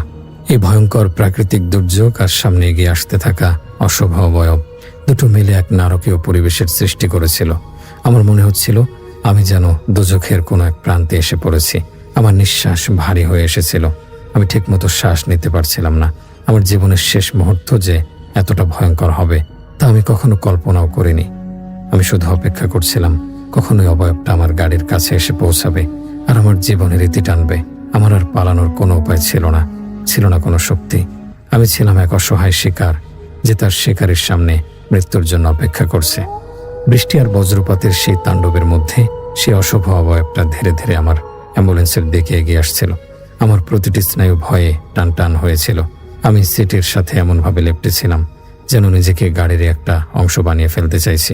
আমার চোখ দুটো সামনের দিকে স্থির, যেখানে সেই ভয়ঙ্কর ছায়ামূর্তিটি এগিয়ে আসছে। প্রতিটি বজ্রপাতের ঝলকানিতে তার অবয়বটা আরও স্পষ্ট হয়ে উঠছিল, আর আমার বুকের ভেতরের ভয়টাও পাল্লা দিয়ে বাড়ছিল। ধীরে ধীরে ভেসে ভেসে সে একদম আমার গাড়ির সামনে এসে দাঁড়ালো। উইন্ডশিল্ডের কাছের ওপারেই সে আমার থেকে মাত্র কয়েক ইঞ্চির দূরত্বে। বৃষ্টির পানি তার শরীর বেয়ে গড়িয়ে পড়ছিল, কিন্তু তাকে দেখে মনে হচ্ছিল না যে সে ভিজেছে, যেন পানি তার শরীরকে স্পর্শ করতে পারছে না। ঠিক সেই মুহূর্তে আকাশে আবার তীব্রভাবে বিদ্যুৎ চমকে উঠল। এক মুহূর্তের জন্য চারিদিক দিনের মতো আলোকিত হয়ে গেল। আর সেই আলোতেই আমি প্রথমবারের মতো মহিলাটির চেহারা দেখলাম। আর তার চেহারা দেখার সাথে সাথেই আমার মনে হলো যেন আমার হৃৎপিণ্ডটা থেমে গেছে। আমার দম বন্ধ হয়ে যাওয়ার উপক্রম হলো। আমি যা দেখলাম তা কোনো মানুষের চেহারা হতে পারে না, কোনো পৃথিবীর প্রাণীর চেহারা এমন ভয়ঙ্কর হতে পারে না। বিদ্যুতের ঝলকানিতে আমি স্পষ্ট দেখলাম মহিলাটির কোনো চোখ নেই। চোখের জায়গায় দুটো বিশাল ফাঁকা কালো গহ্বর। সেই গহ্বরের ভেতরে যেন মহাবিশ্বের সমস্ত অন্ধকার এসে জমা হয়েছে। তার ঠোঁটে ছিল এক বীভৎস বাঁকা হাসি। ঠোঁট দুটো ছিল অস্বাভাবিকভাবে বড়, মোটা এবং কুচকুচে কালো। দেখে মনে হচ্ছিল যেন বহুদিনের পুরনো ফেটে চৌচির হয়ে যাওয়া মাটি। চেহারার চামড়া ছিল ফ্যাকাশে এবং কুচকানো। তার পুরো চেহারার মধ্যে এমন এক ভয়াল নারকীয় ছাপ ছিল যা দেখে যে কোনো সুস্থ মানুষ এক নিমেষে জ্ঞান হারিয়ে ফেলবে। কিন্তু সবচেয়ে ভয়ঙ্কর ব্যাপার ছিল তার গলা। তার গলা থেকে অনবরত তাজা রক্ত বের হচ্ছিল। সেখানে কোনো কাটা দাগ বা ক্ষত আছে কিনা তা বোঝা যাচ্ছিল না, কিন্তু মনে হচ্ছিল যেন কোনো অদৃশ্য ক্ষত থেকে গল গল করে রক্তের স্রোত নেমে আসছে। সেই রক্ত বৃষ্টির পানির সাথে মিশে তার সাদা শরীরটাকে জায়গায় জায়গায় লাল করে দিচ্ছিল। এই বিভৎস দৃশ্য দেখে আমি আর নিজেকে সামলাতে পারলাম না। আমার গলা দিয়ে প্রাণপণ শক্তিতে একটা চিৎকার বেরিয়ে এলো, আল্লাহ! আমার মনে হচ্ছিল আমি যদি এখনই জ্ঞান হারিয়ে ফেলতাম তাহলে হয়তো বেঁচে যেতাম। এই ভয়ঙ্কর দৃশ্য দেখার চেয়ে অজ্ঞান হয়ে যাওয়া অনেক ভালো, কিন্তু আমার জ্ঞানও হারাচ্ছিল না। আমার চোখ দুটো যেন সেই ভয়ঙ্কর চেহারার সাথেই আটকে গিয়েছিল। আমি চোখ ফেরাতে পারছিলাম না। মহিলাটির চেহারা দেখার পর আমি মনে মনে নিশ্চিত হলাম এটা কোনো মানুষ হতেই পারে না। এটা কোনো খারাপ জিনিস, কোনো অশুভ শক্তি যা আমাকে ভয় দেখে শেষ করে দিতে চায়। আমার মনের ভেতর থেকে সমস্ত ভয় যেন উবে গিয়ে এক ধরনের মরিয়া ভাব চলে এলো। আমি ভাবলাম মরতে হলে লড়াই করে মরব, এভাবে বসে থেকে মৃত্যুর জন্য অপেক্ষা করব না। আমার অবশ হয়ে যাওয়া হাত দুটো যেন নতুন করে শক্তি ফিরে পেল। আমি কাঁপা কাঁপা হাতে গাড়ির চাবিতে হাত রাখলাম। আমার একটাই আশা ছিল গাড়িটা যদি একবার স্টার্ট নেয়। আমি জোরে বিসমিল্লাহ বলে চাবিতে মোচড় দিলাম। আমার ভাগ্য খুব ভালো ছিল। প্রথমবার ইঞ্জিনটা একটা গর্জন করে চালু হয়ে গেল। ইঞ্জিন চালু হওয়ার শব্দে আমার ভেতরেও যেন কিছুটা সাহস ফিরে এলো। আমি আর এক মুহূর্ত দেরি করলাম না। আমি গিয়ার পরিবর্তন করে অ্যাক্সিলারেটরের সর্বশক্তি দিয়ে চাপ দিলাম। আমার একটা উদ্দেশ্য ছিল, সামনে দাঁড়িয়ে থাকা ওই অস্বাভাবিক দেখতে মহিলা বা খারাপ জিনিস সেটির ওপর দিয়ে গাড়ি চালিয়ে দেয়া। আমি স্টিয়ারিং হুইলটা সোজা ধরে রেখেছিলাম। অ্যাম্বুলেন্সটা একটা তীব্র গতিতে সামনের দিকে ছুটে গেল। আমি অনুভব করলাম গাড়ির চাকার নিচে কিছু একটা পিষ্ট হওয়ার মতো একটা অনুভূতি হলো, কিন্তু আমি আর ডানে বামে এমনকি রিয়ার ভিউ মিররেও তাকালাম না। আমি সোজা গাড়ি চালিয়ে সামনের দিকে বাড়তে থাকলাম। আমি মনে মনে নিয়ত করে ফেলেছিলাম, যাই ঘটুক না কেন গন্তব্যে পৌঁছানোর আগে আমি আর দ্বিতীয়বার গাড়ি থামাবো না। যদি রাস্তায় কেউ সাহায্যের জন্য হাত দেখায় আমি থামবো না। যদি স্বয়ং আজরাইল আমার সামনে এসে দাঁড়ায় আমি তার ওপর দিয়ে গাড়ি চালিয়ে দেব। আমি পাগলের মতো গাড়ি চালাতে শুরু করলাম। বৃষ্টির কারণে সামনের রাস্তা দেখতে খুব কষ্ট হচ্ছিল। ওয়াইপারগুলো খুব দ্রুত কাজ পরিষ্কার করার চেষ্টা করছিল, কিন্তু প্রচণ্ড বৃষ্টির কারণে তা পুরোপুরি সফল হচ্ছিল না। তবু আমি গতি কমালাম না। আমার মনে হচ্ছিল আমি যত দ্রুত চালাবো ওই অশুভ শক্তিটা আমার থেকে ততটাই পিছিয়ে পড়বে। কিন্তু আমি জানতাম না আমার ধারণা কতটা ভুল ছিল। আমি একটা ভয়ঙ্কর চক্র থেকে বেরিয়ে এসেছিলাম বটে, কিন্তু আর একটা ভয়ঙ্কর অধ্যায় আমার জন্য অপেক্ষা করছিল। আমি তখনও তার নাগালের বাইরে যেতে পারিনি। সে আমার পিছু ছাড়েনি, বরং এক নতুন রূপে সে আমার সঙ্গী হয়েছিল।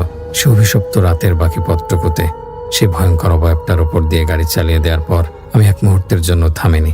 আমার পা অ্যাক্সিলারেটরের ওপর এমনভাবে চেপে বসেছিল যেন ওটা আমার শরীরের একটা অংশ হয়ে গেছে। বৃষ্টির তীব্রতা কিছুটা কমলেও রাস্তাঘাট পিচ্ছিল হয়েছিল, কিন্তু সেদিকে আমার কোনো ভ্রুক্ষেপ ছিল না। আমার একটি লক্ষ্য ছিল এখান থেকে পালানো, যত দ্রুত সম্ভব, যত দূরে সম্ভব। আমার মন কিছুটা শান্ত হয়েছিল। আমি ভেবেছিলাম হয়তো আমি জিতে গেছি, হয়তো এই খারাপ জিনিসটাকে আমি পেছনে ফেলে আসতে পেরেছি। কিন্তু আমার এই স্বস্তি ছিল ক্ষণিকের। মনের মধ্যে একটা অজানা কৌতূহল কাজ করছিল। সে কি সত্যি চলে গেছে নাকি এখনো আছে? এই কৌতূহলের বশেই আমি একটা বড় ভুল করে ফেললাম। আমি গাড়ির সাইড মিররের দিকে তাকালাম, আর যা দেখলাম তাতে আমার শরীরের সমস্ত রক্ত আবার হিম হয়ে গেল। আমার মেরুদণ্ড দিয়ে ভয়ের এক শীতল স্রোত নেমে গেল, যা আগের যে কোনো অভিজ্ঞতার চেয়েও ভয়ঙ্কর ছিল।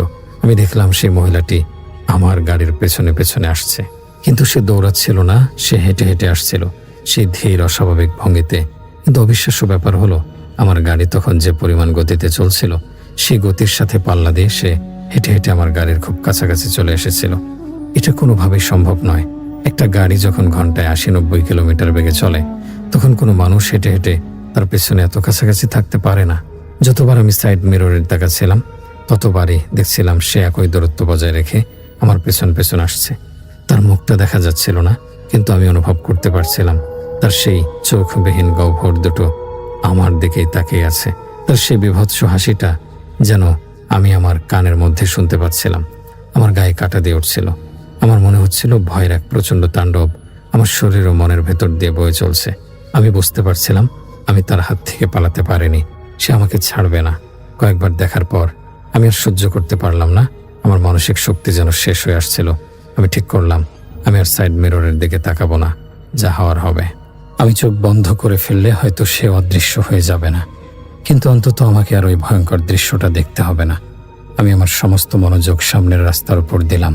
এভাবে প্রায় আধা ঘন্টা থেকে 40 মিনিট গাড়ি চালানোর পর আমি দূর থেকে লোকালয়ের আলো দেখতে পেলাম। আমার জীবনে আমি কখনো আলোকে এতটা ভালোবাসিনি। ওই আলোক রশ্মিগুলো আমার কাছে মনে হচ্ছিল যেন বেহেশতের আলো। আমি বুঝতে পারলাম আমি প্রায় পৌঁছে গেছি। আমার ভেতরে নতুন করে বাঁচার আশা জেগে উঠল। অবশেষে আমি লাশের ঠিকানায় পৌঁছে গেলাম। সেখানে বাড়ির সামনে অনেক লোক জড়ো হয়েছিল। তারা হয়তো আমার জন্য অপেক্ষা করছিল। গাড়ি থামানোর সাথে সাথেই কয়েকজন লোক এগিয়ে এলো। আমি কাঁপা কাঁপা পায়ে গাড়ি থেকে নামলাম। আমার সারা শরীর তখনও কাঁপছিল। আমার জামা কাপড় ঘামে ভিজে গিয়েছিল। আমি কোনো মতে লাশটা তাদের বুঝিয়ে দিলাম। তারা আমাকে টাকা দিতে চাইলো, আমার সাথে কথা বলতে চাইলো, কিন্তু আমার তখন কথা বলার মতো অবস্থা ছিল না। আমার কানে যেন কোনো শব্দই ঢুকছিল না। আমার চোখ দুটো শুধু খুঁজছিল যদি ওই অবয়বটাকে আবার দেখা যায়, কিন্তু না, এত মানুষের ভিড়ে আলোর মধ্যে সে আর ছিল না। লাশ বুঝিয়ে দেওয়ার পর যখন আমি আবার অ্যাম্বুলেন্সে উঠতে যাব, ঠিক তখনই আমার শরীরটা অবশ্যই এলো। আমার আর এক ফোঁটাও সাহস ছিল না ওই গাড়িতে একা বসার। আমার মনে হচ্ছিল যদি আমি আবার ওই গাড়িতে বসি তাহলে এই খারাপ জিনিসটা আবার আমার সাথে ফিরে আসবে। ঠিক সেই মুহূর্তে আমার রফিক ভাইয়ের কথা মনে পড়ল। সেই রফিক ভাই যার মাধ্যমে আমি এই চাকরিটা পেয়েছিলাম, আমার মনে পড়লো তার বাড়ি এখান থেকে মাত্র 10-15 মিনিটের রাস্তা। এটাই ছিল আমার শেষ আশা। আমি কোনো মতে পকেট থেকে মোবাইলটা বের করলাম। আমার হাত এতটাই কাঁপছিল যে আমি ঠিক মতো নম্বরটাও ডায়াল করতে পারছিলাম না। কয়েকবার চেষ্টার পর আমি রফিক ভাইকে কল দিলাম। প্রথম 2-3 বার কল ধরলো না। আমার বুকের ভেতরটা ধরাস ধরাস করছিল। আমি বললাম, যদি তিনি কল না ধরেন তাহলে আমার কি হবে? অবশেষে তিনি কল ধরলেন। তার হ্যালো শোনার সাথে সাথেই আমি আর নিজেকে ধরে রাখতে পারলাম না। আমার গলা দিয়ে হন্তদন্ত আর কাঁপা কাঁপা কণ্ঠে ভয়ের সাথে বেরিয়ে এলো, রফিক ভাই, রফিক ভাই, আপনি তাড়াতাড়ি এই ঠিকানায় আসুন। আমি তাকে কোনো মতে ঠিকানাটা বললাম, যেখানে আমি লাশ পৌঁছে দিয়েছি। আমি তাকে ফোনের মধ্যেই জানালাম যে আমার সাথে খুব ভয়ঙ্কর কিছু ঘটেছে। আমার গলার স্বর শুনেই হয়তো তিনি আমার অবস্থাটা বুঝতে পেরেছিলেন। তিনি আমাকে অভয় দিয়ে বললেন, সজীব, তুই চিন্তা করিস না, যেখানে আছিস সেখানেই থাক, আমি এখনই আসছি। তার কথা শুনে আমার মনে কিছুটা সাহস ফিরে এলো। আমি সেই বাড়ির সামনেই একটা বেঞ্চের ওপর বসে পড়লাম। প্রায় 15-20 মিনিট পর রফিক ভাই একটা মোটর বাইক নিয়ে সেখানে এলেন। আমাকে ওই অবস্থায় দেখে তিনি চমকে গেলেন। আমার ফ্যাকাশে মুখ, উদ্ভ্রান্ত দৃষ্টি দেখে তিনি আর কোনো প্রশ্ন করলেন না। তিনি অ্যাম্বুলেন্সটা চালিয়ে আমাকে নিজের বাসায় নিয়ে গেলেন। আর অ্যাম্বুলেন্সটা তিনি নিজের অ্যাম্বুলেন্স যে গ্যারেজে পার্ক করতেন সেখানে কথা বলে রেখে আসলেন। রফিক ভাইয়ের বাসায় গিয়ে আমি তাকে বিস্তারিতভাবে সবকিছু বললাম। প্রথম থেকে শেষ পর্যন্ত যা যা আমার সাথে ঘটেছে একটা কথা বাদ দিলাম না। সবকিছু শোনার পর রফিক ভাইয়ের মুখটাও ফ্যাকাশে হয়ে গেল। তিনি আমার কাঁধে হাত রেখে বললেন, আল্লাহ তোকে বাঁচিয়েছে সজীব। এই লাইনে এমন ঘটনা অনেকের সাথেই ঘটে। তুই ভাগ্যবান যে সহি সালামতে ফিরে আসতে পেরেছিস। আমি তাকে পরিষ্কারভাবে জানিয়ে দিলাম, রফিক ভাই, আমি আর এই অ্যাম্বুলেন্স ড্রাইভিং এর কাজ করতে পারবো না, আমার পক্ষে আর সম্ভব না। তিনি আমার কথায় বাধা দিলেন না। তিনি আমার অবস্থাটা বুঝতে পারছিলেন। সেই রাতটা আমি রফিক ভাইয়ের বাসাতেই ছিলাম। এক মুহূর্তের জন্য আমি ঘুমাতে পারিনি।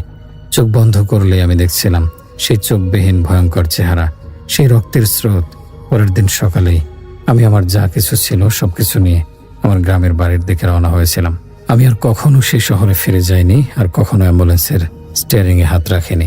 সেই রাতের ভয়ঙ্কর স্মৃতিগুলো আজও আমার ঘুম কেড়ে নেয়। আজও কোনো নির্জন রাস্তায় রাতের বেলা একা চলতে গেলে আমার বুকের ভেতরটা কেঁপে ওঠে। আমি জানি সেই রাতের ঘটনা আমার জীবনের একটা অংশ হয়ে গেছে, যা আমি কোনো দিনও ভুলতে পারবো না। এই ঘটনার নামগুলি ছদ্ম। আমি মুরাদ ভাইয়ের মতো ঘটনাটা বলতে চেষ্টা করছি। মুরাদ ভাইকে ধন্যবাদ। মঈন ভাই ঢাকা কলেজ থেকে মাস্টার্স কমপ্লিট করেছেন। সে অনার্স থেকেই প্রতিটা পরীক্ষার সিট পড়তো ইডেন কলেজে। তিনি স্টুডেন্ট হিসেবেও বেশ ভালো ছিল। মঈন ভাই যখন সেকেন্ড ইয়ারে পড়ে তখন তার ইংরেজি পরীক্ষার দিন হলে ঢুকলো, দেখে তার পাশের সিটে একজন ছাত্রী বসে আছে। এক্সামের মাঝামাঝি মঈন ভাই লক্ষ্য করলো মেয়েটি কান্না করছে। জিজ্ঞেস করার পর জানলো যে মেয়েটির কিছুই কমন পড়েনি। কি মনে করে মঈন ভাই তাকে হেল্প করে। তার কলেজ ছিল বদরুন্নেসা কলেজ, আর মেয়েটির নাম ছিল নীলু। এক্সাম শেষ করে মঈন ভাই হলের বাইরে অপেক্ষা করছে যে নীলু আসলে তার সঙ্গে কথা বলবে। তো নীলু আপু আর আসে না। মঈন ভাই ভাবলেন যে কোনো একটা সময় হয়তো নীলু আপু চলে গেছে। এইভাবে কষ্ট পায় যে এক্সামে হেল্প করলাম, একটা ধন্যবাদ অন্তত পক্ষে দিতে পারতো। তিনি কিছুটা রাগ নিয়ে ইডেন কলেজের 2 নম্বর গেট দিয়ে বের হয়ে ঢাকা কলেজের দিকে আসছিলেন। উনি ঢাকা কলেজের হলেই থাকতেন। তো নীলক্ষেত মোড়ে যে পেট্রোল পাম্পটা আছে আপনারা হয়তো অনেকেই চিনবেন, তার উল্টা পাশে মঈন ভাই এমনিতেই তাকায়। তিনি দেখেন যে নীলু আপু একটা রিকশায় বসে আছে, তার সাথে একজন মহিলা, সম্ভবত তার মা, কালো বোরকা পরে একটা শিশি থেকে তেল নিয়ে নীলু আপুর মাথায় দিয়ে দিচ্ছেন। আর আপু রেগে চোখ লাল করে তার আম্মুর দিকে তাকিয়ে আছে। মঈন ভাই কিছুটা হাসলো যে নীলু আপু বাচ্চাদের মতো করে ছটফট করছে। এরপর তাদের পাবলিক অ্যাডমিনিস্ট্রেশন পরীক্ষা ছিল। কোনো একটা বিক্ষোভ বা হরতালের জন্য পরীক্ষাটা পিছিয়ে যায়। এভাবে 7 দিন পর অন্য পরীক্ষা দিতে আবার ইডেন কলেজে যায়। তিনি গিয়ে দেখেন তার সিটের পাশে আজও নীলু আপু বসে আছে। এরপর সবগুলো এক্সাম একসাথেই দেয়। একটা সময় তাদের প্রণয় হয়। সবকিছুই ঠিক ছিল যখন তাদের মাস্টার্স পরীক্ষা শেষ হলো। বিয়ের কথা ওঠাতেই যেন তাদের চিন্তার জগৎটা পুরোটাই পরিবর্তন হয়ে যায়। তাদের ঘটনাটা একটা বাগ নিয়ে নেয়। মঈন ভাই যখন নীলু আপুকে বিয়ের প্রস্তাব দেয়, আপুর তো কোনো সমস্যা নেই, তবে তাদের অনার্স মাস্টার্সের সময় আপু বেশ কয়েকবার বলেছে যে তিনি কিছুটা অসুস্থ, তাকে ট্রিটমেন্ট নিতে হচ্ছে। মঈন ভাই জানতে চাইলেও অনেকদিন আপু কিছু বলেনি। একবার আপু দ্বিধাবোধ ঝেড়ে বলে দেন যে আপুকে একটা জিনে আসর করেছিল অনেক আগে, এখনও মাঝে মাঝে প্রবলেমটা হয়ে যায়। আপু বললেন যে মাঝে মাঝে তুমি যে আমাকে মাথায় তেল দিতে দেখো, ওই যে নীল কাচের বোতলটা যেটা সবসময় আমার ব্যাগেই থাকে। তো আপু ব্যাগটার সাথে মানে কাচের বোতলটা বের করে ভাইয়াকে সঙ্গে সঙ্গে দেখায়, আর সাদা আরেকটা কাচের বোতল দেখায়, ওখানে পানি পড়া, মানে পানির বোতল। আপু বললেন আমাকে বাসা থেকে একা বের হতে দেয়নি, আর জিন যখন আমাকে ভয় দেখায়, কাছে আসতে চায়, তখন সাথে সাথে এই যে তেল পড়া আর পানি পড়া মিশিয়ে আমাকে মাথায় দিতে হয়, সারা শরীরে মাখাতে হয়। আর আমি যখন না পারি ঠিক তখন জিনগুলো আমাকে বেশ কষ্ট দেয়, ভয় দেখায়। তো এসব শুনে মঈন ভাই খুব শব্দ করে হেসে ওঠে। আধুনিক যুগের ছেলে তো, উনি আর বিশ্বাস করতে চায় না। উনি বলে যে বিয়ের পর সব ঠিক হয়ে যাবে। তখন নীলু আপু বলল, সত্যি আমাকে যখন ভর করে আমি কিন্তু খুব বাজে আচরণ করি। মঈন ভাই নীলু আপুদের বাসায় বিয়ের প্রস্তাব পাঠায়। এরপর আপুদের বাসায় সবাই রাজি থাকে। মঈন ভাই দেখতে বেশ সুদর্শন। নীলু আপুর বিয়ে ঠিক হয়, তারিখও ঠিক হয়, কিন্তু কোনো একটা কারণে বিয়ের কয়েকদিন আগে আপুর বাসা থেকে বিয়েটা মানা করে দেন। মঈন ভাই অনেক চেষ্টা করেও কিছু করতেই পারছিল না, কিছুতেই কিছু হচ্ছিল না। এভাবে মনমরা হয়ে থাকে মঈন ভাই। তিনি তখন ঢাকা কলেজের হলেই থাকতেন। এখন আমার পালা শুরু। আমরা একটা কলেজ থেকে মাস্টার্স করার জন্য ঢাকা কলেজে ভর্তি হই। সেদিন ক্লাস শেষ করে ক্যান্টিন থেকে সিঙ্গারা নিয়ে ঢাকা কলেজে পুকুর পাড়ের ঘাটে বসে খাচ্ছিলাম। মঈন ভাই ঘটনা জানতে পারি তার কাজিনের কাছে। ও আমাদের সাথেই পড়তো, আমরা একই ডিপার্টমেন্টে ছিলাম। একটা সময় তার সাথে বেশ ভালো সম্পর্ক হয়, বিশেষ করে আমার। তিনি বেশিরভাগ সময় আমাকে তার আর নীলু আপুর কথা বলতো, আমি চুপ করে শুধু শুনতাম, আর তার কাছেই এই ঘটনাগুলো জানতে পারি। মঈন ভাই তখন পাগলের মতো আচরণ করতো, তখন বেশ মন খারাপ হতো আমার।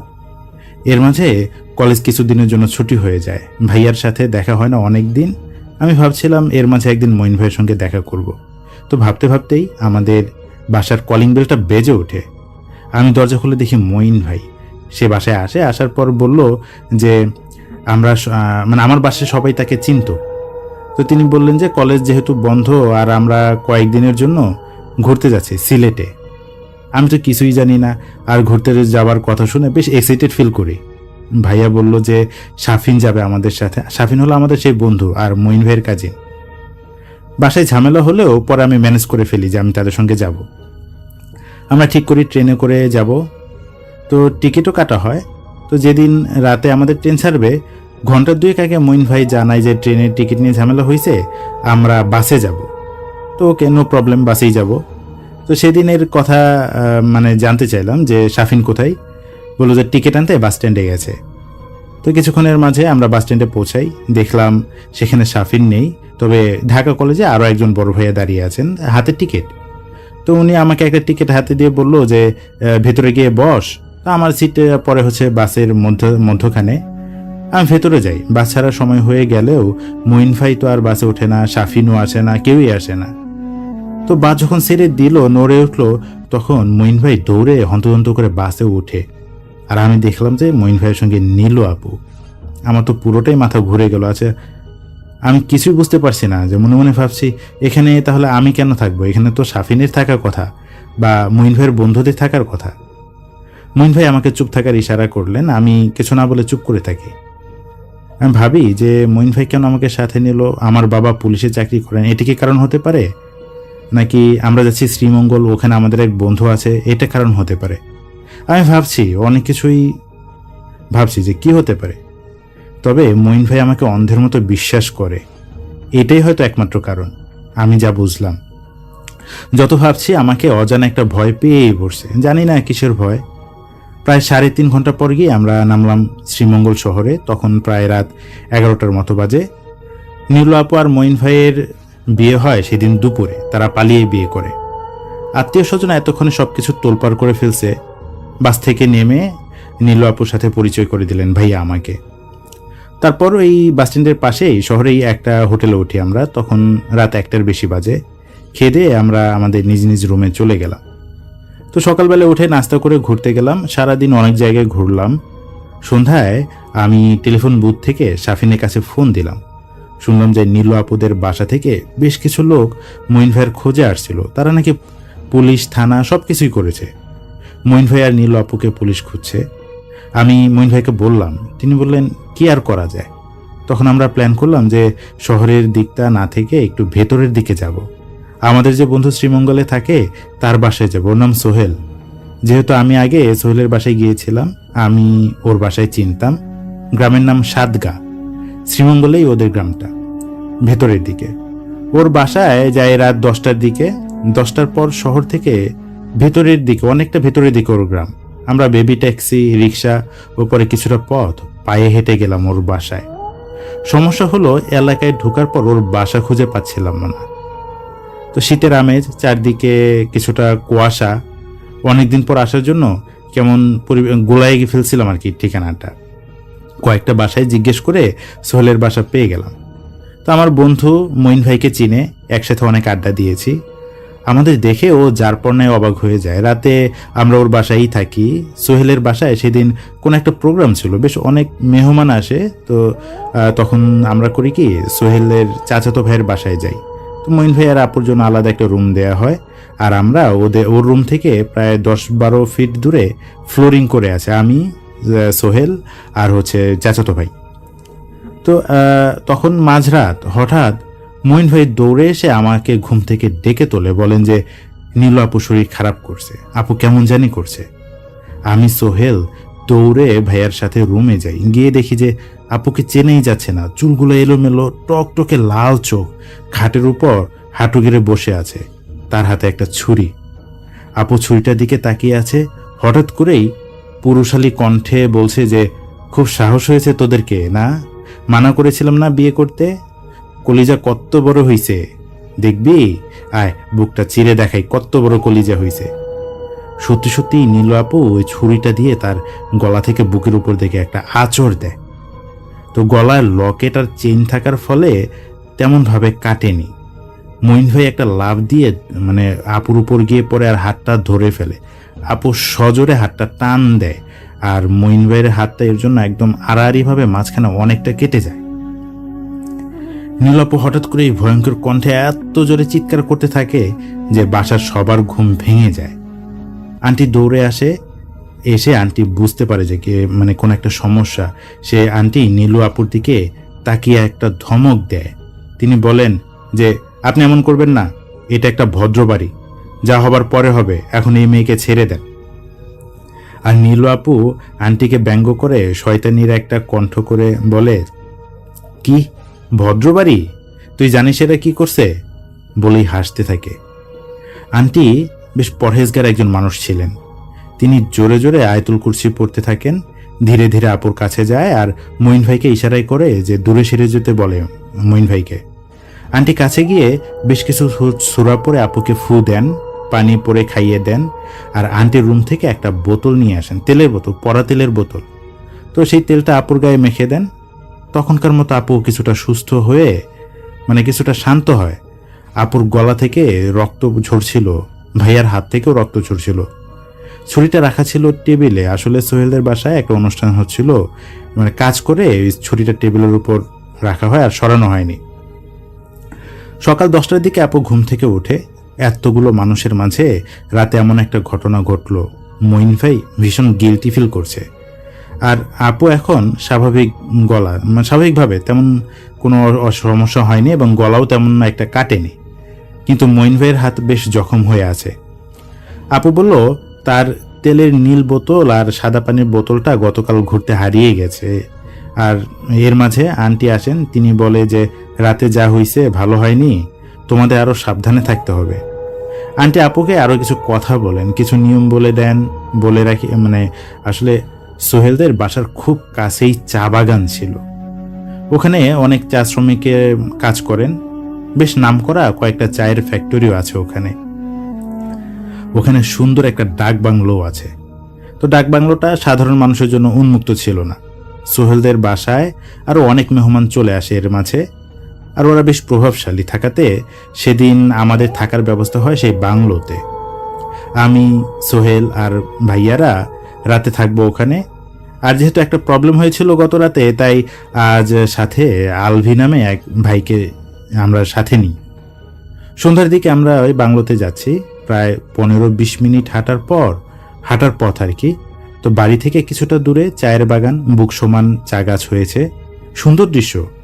আরও কিছুটা পথ পার হবার পর চা শ্রমিকদের বাড়ি, খুব ছোট ছোট ঘর। বয়স্ক কিছু লোক আমাদের দিকে তাকিয়ে আছে তখন। একটা মেয়ে 18 থেকে 19 বছর বয়স হবে, তার মাথার চুলগুলো ছোট ছোট করে কাটা, সারাটা গায়ে ধুলা মাখা, আর পরনে একটা ময়লা কাপড়। সে মেয়েটি পাশে ছোট একটা পেয়ারা গাছের সঙ্গে শেকলে বাঁধা ছিল। দেখে মনে হচ্ছিল পাগল, চোখগুলো জল করছে। ছোট্ট একটা পেয়ারা গাছে সে বাঁধা ছিল, কিন্তু আপুকে দেখে কেমন যেন ভয়ঙ্কর চোখে তাকায়। আর আপু শক্ত করে মঈন ভাইকে ধরে ফেলে। সেই শেকলে বাঁধা মেয়েটি কফজারণ গলায় হঠাৎ করেই নীলু আপুর দিকে তাকিয়ে জোরে জোরে হাসতে থাকে, আর কাশি দিতে দিতে বলে, অনেক সাহস, আইজ রাইতে নাও বাইয়া আইব, ঠিকই আইব। তখন সাহস কই যাইব? সোহেল ওকে ধমক দিয়ে বলে, এই এগুলো কি বলিস, চুপ কর। মেয়েটি হঠাৎ করেই ওর ধমকে চুপ হয়ে যায়। আমরা আবার হাঁটতে লাগলাম। আর কিছুটা পথ গেলেই সেই বাংলো। এর আগে বিশাল একটা মাঠ, এই মাঠে ছোট একটা হাট বসে। এর থেকে কিছুটা সামনে একটা বাজার বসতো। সেই বাজার নাকি হঠাৎ কয়েক বছর আগে সম্পূর্ণভাবে উঠে যায়। এত জমজমাট একটা বাজার ছিল। তো বাজারের পাশে, রাস্তার ডান পাশে যাবার পথে তার উল্টো পাশে একটা গাছ, খুব সম্ভবত গজার গাছ, আমার সঠিক মনে পড়তেছে না, গজার গাছই হবে। তো গাছটা দেখতে এত অদ্ভুত লাগছিল, যত কাছে আসলাম গাছটাকে দেখে সত্যি ভয় লাগছিল। মনে হচ্ছিল গাছ থেকে অনেকগুলো চোখ আমাদেরকে দেখছে। আমি সোহেলকে বললাম যে, বন্ধু এই গাছটা দেখে কেমন যেন লাগতেছে। সোহেল বলল, এই গাছটায় গত 3 দিন আগে একটা কিশোরী মেয়ে ফাঁসি নিয়ে মারা গেছে। রাস্তা থেকে 5-6 ফিট দূরে একটা কবর পলিথিনে ঢাকা। ও দেখালো যে এই মেয়েটাই 3 দিন আগে এখানে ফাঁসি নিয়েছে। তখন সন্ধ্যা নেমে আসছে, পুরোপুরি সন্ধ্যা হয়ে গেছে। আমরা যখন গাছটা থেকে 15-20 ফিট দূরে, নীলু আপু কেমন যেন অস্থির হয়ে উঠে। মঈন ভাইকে বলছে তার ভালো লাগতেছে না, সে আর সামনে যাবে না। ওখান থেকে বাংলা দেখা যাচ্ছে। আমরা শর্টকাট ক্ষেত বরাবর একটা রাস্তা দিয়ে বাংলাতে যাব। আমরা যখন সেই গাছের আরো কাছে চলে আসলাম, কিছু বোঝার আগেই নীলু আপু করলো কি, মঈন ভাইকে ধাক্কা দিয়ে একটা দৌড় দিয়ে ওই গাছটা নিচে গিয়ে দাঁড়ায়। ঠিক ওই যেখানে ফাঁসি নিয়েছিল ওইখানে গিয়ে দাঁড়ায়। তো নীলু আপু ওখানে গিয়ে 2 হাত তুলে তাকিয়ে থাকে উপরে, আর সাথে সাথে একটা সিজদার মতো দেয়। মঈন ভাই আমরা পিছে পিছে দৌড়ে যাই। কাছে যেতেই আপু উল্কা বেগে আবার আমাদের উল্টো দিকে দৌড় দিয়ে সেই কিশোরী মেয়েটির কবরের কাছে চলে যায়। হাত দিয়ে কবরের মাটি খুঁড়তে থাকে। আমরা তাকে থামাতে চেষ্টা করি। নীলু আপু কোনো মতেই থামতেছে না। এবার অন্য একটা মেয়ের কণ্ঠে এই নীলু আপু বলতেছে যে, এই মেয়েকে আমার পছন্দ হয়েছে। আমি বলছিলাম না ওকে আমার কাছে নিব? আমার কথা শুনে নাই আমার কথা। এখন কবর থেকেই নিয়ে যাব। চিৎকার চেঁচামেচি শুনে কবরে যে মেয়েটি ছিল ওর বাবা মা এসে পড়ে। মঈন ভাই আন্টির দেয়া তেল পড়া আর পানি পড়া ছিটাতে থাকে আপুর উপর। আমি, সোহেল, আলভি আপুকে টেনেও সরাতে পারছিলাম না। তো এর মাঝে ওই কিশোরী মেয়েটি যে মারা গেছে, ওর বাবা আজান দিতে শুরু করে।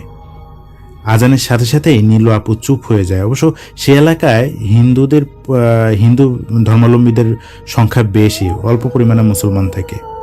তো আজান শুনে আপু চুপ হয়ে যায়, সারা গায়ে মাটি লেগে যায়। আপুকে ধরে অনেক কষ্ট করে আমরা বাংলোয় নিয়ে আসি। গোসল করে ফ্রেশ হয়। মঈন ভাই তার মাথায় তেল পড়া পানি পড়া দিয়ে দেন। আপু কিছুটা শান্ত হয়। সেই রাতে আমরা আর কেউ ঘর থেকে বের হয়নি। আর কিন্তু জানালা দিয়ে দূরে রাবার বন দেখা যাচ্ছিল, আর চারপাশটায় এত সুন্দর লাগোয়া কিছু গাছ, এত বড় বড় পুরাতন গাছ, দেখেই ভয় লাগে। মনে হচ্ছে যে গাছে কিছু একটা আছে, দেখেই মনে হয়। বেশ বড় বাংলো। এখানে আমরা 5 জন। আপু এখন ঘুমাচ্ছে। মঈন ভাই আসলে মঈন ভাই আসলো, আমাদের এখানে আসলো, আমাদের সাথে আপুর যে রুম তার দরজা খোলা, মঈন ভাই আপুর রুমের দরজা বরাবর বসেছেন যাতে তার মুভমেন্ট দেখতে পান। মঈন ভাই খুব চিন্তিত মনে হচ্ছে তাকে। আজ তাদের বিয়ের দ্বিতীয় দিন, এর মাঝে এত কিছু ঘটে গেল। রাতে আমরা আর বাইরে বের হচ্ছিলাম না, সেই কিশোরী মেয়েটির বাবা আমাদেরকে বের হতে মানা করে দিয়েছিল। কিছুক্ষণ পর সোহেলদের বাসা থেকে খাবার আসে, আমরা খাবার খেয়ে গল্প করছিলাম। মঈন ভাইয়ের মন খারাপ, আপুর পাশে বসে আছেন। আমরা পাশের রুমে চলে গেলাম। লাইট জ্বালানো ছিল, বেশ রাত হয়ে গেছে, ঘুমানোর প্রস্তুতি নিলাম। কিছুক্ষণ ঘুমালাম, হঠাৎ করে মঈন ভাইয়ের ডাকে ঘুম ভাঙলো। সে চিৎকার করে আমাদের ডাকছে। আমরা যখন তার দরজার কাছে যাই, তিনি ভেতর থেকে বলছে যে বাহির থেকে দরজাটা লাগানো, কে লাগাইছে, ভেতরে আপু নেই, দরজাটা খুলতে বললো আমাদের। তা আমরা দেখলাম বাইরে থেকে দরজায় কোনো লক নেই। এখন মঈন ভাই ভেতর থেকেই দরজাটা খুলে দিল। ভেতরে গিয়ে দেখি যে সত্যি আপু বিছানায় নেই, আবার মেন দরজা লাগানো। তবুও বাইরে যাই, যেতে যেতে বললাম যে আপু আবার ওয়াশরুমে যায়নি তো? মঈন ভাই বললো যে না, সে ওয়াশরুমে খুঁজে দেখেছে, ওয়াশরুমে সে নাই। আমরা বারান্দায় আসলাম, এখানে কাটা গেট, মানে কেচি গেট আর কি, বাইরে থেকে তালা দেয়া, তো চাবি আমাদের কাছে। এর মানে আপু তো ঘরেই আছে, বাইরে যায় নাই। তো আমরা এখন আমাদের ভালো করে খুঁজে দেখতে হবে। তখন মঈন ভাই বলল যে বাথরুম থেকে একটা শব্দ আসছিল, শব্দে তার ঘুম ভেঙে যায়। তিনি দেখেন যে পাশে আপু নেই। সে বাথরুমের কাছে গিয়ে বলল যে নীলু কি ভেতরে আছো? আস্তে করে বাথরুমের দরজাটা খুলে যায়। তিনি শুনে যে অপরিচিত একটা মেয়ের কণ্ঠ, সে সিলেটি ভাষায় কারোর সাথে ফিসফিস করে কথা বলছে। ভাইয়া তখন ধাক্কা দেয়, ধাক্কা দিলে দরজাটা আর একটু খুলে যায়। সে প্রথমে যা দেখে সেটা হচ্ছে যে তার থেকে 4-5 হাত দূরে 2টা পা ঝুলে আছে। তো মঈন ভাই সাহস করে উপরের দিকে তাকায়। বাথরুমের চালাটা বেশ উপরে ছিল। তিনি দেখে যে একটা মেয়ে ফাঁসি নিয়ে ঝুলে আছে। মেয়েটির নাক, কান, চোখ বেয়ে রক্ত পড়ছে। এক ফোঁটা রক্ত মেঝেতে পড়ে, আর মঈন ভাইয়ের কাছে মনে হয় যে এক বিন্দু রক্ত পড়ার শব্দ চারপাশটা কাঁপিয়ে ফেলছে। তিনি সহ্য করতে পারছিলেন না, মনে হচ্ছিল তিনি সেন্সলেস হয়ে পড়ে যাবেন। এর মাঝেই ফাঁসিতে ঝুলে থাকা মেয়েটা কাঁপতে থাকে। কাঁপতে কাঁপতে দড়ি ছিঁড়ে বাথরুমের মেঝেতে পড়ে যায়। মঈন ভাই এবার আর নিজেকে বিশ্বাস করতে পারছিল না। এর মাঝে লাশটা হঠাৎ করে এমন একটা শব্দ করে হামাগুড়ি দিয়ে উঠে বসে। চেহারাটা ভয়ঙ্কর, জিহ্বাটা অনেকটা নিচ পর্যন্ত ঝুলে আছে, মেঝেতে স্পর্শ করছে জিহ্বাটা। আর মানে হঠাৎ করেই ওই ডেড বডি লাশটা শান্ত হয়ে যায়। 1 সেকেন্ডের মাঝে এটা একটা শব্দ করে হামাগুড়ি দিয়ে বসে। হামাগুড়ি দিয়া লাশটা সেকেন্ডের মাঝে নীলু আপুর মতো হয়ে যায়। মনে হচ্ছিল আপু এত সুন্দর হয়ে গেছে। নীলু আপুর কণ্ঠে সে হেসে বলল, দেখো আমি না এই মেয়েটির মতোই ফাঁসি নিয়ে মারা যাব। মঈন ভাই কিছু বলতে পারছিল না, নড়তে পারছিল না। নীলু আপু তখন মঈন ভাইকে স্পর্শ করে, ভীষণ ঠান্ডা হাত। সাথে সাথে মঈন ভাই চিৎকার করে আমাদের ডাকছিলেন। এই ঘটনা কিন্তু আমরা নীলু আপুকে তখনও খুঁজে পাইনি। একবার ভাবলাম যে গেট খুলে বাইরে যাই, আবার মনে পড়লো সেই লোক তো আমাদের বারণ করছে বাইরে যাইতে। আমরা তখন কাটা গেট, মানে কেচি গেটের সামনে যাই, আমরা 4 জন মিলেই যাই। ঠিক তখন মনে হলো যে বাইরে কে একজন হাঁটাচালা করছে। ভয়ের একটা স্রোত আমাদের পিঠ বেয়ে নিচে নেমে গেল। 4 জন একসাথে একই দৃশ্য দেখতেছি। বিশ্বাস করাটা কঠিন, কিন্তু এটাই চোখে ভাসছে। সেই অবয়বটা কেমন করে যেন স্পষ্ট হতে থাকে। এবার বোঝা যাচ্ছে অবয়বটা হাঁটছে না, সে সামনে থাকা একটা গাছের ডালে ফাঁসিতে ঝুলে আছে। বাতাসে নড়ছে লাশটা, একবার ডানে যাচ্ছে, একবার বামে যাচ্ছে। মঈন ভাই বলে, এটা আমার নীলু, দেখ দেখ কলাপাতা রং শাড়ি পরা। আমরা কোনো রং দেখতে পাচ্ছি না, কিন্তু স্পষ্ট বুঝতে পারছি একটা লাশ ঝুলে আছে। আমরা দ্রুত দরজা খুলতে গিয়ে চাবি পড়ে যায় গেটের বাইরে। মঈন ভাই আমাকে সজোরে একটা চড় মারেন। তিনি দরজা ঝাঁকাতে থাকেন। তিনি বলেন, নীলু আমাকে ডাকতেছে।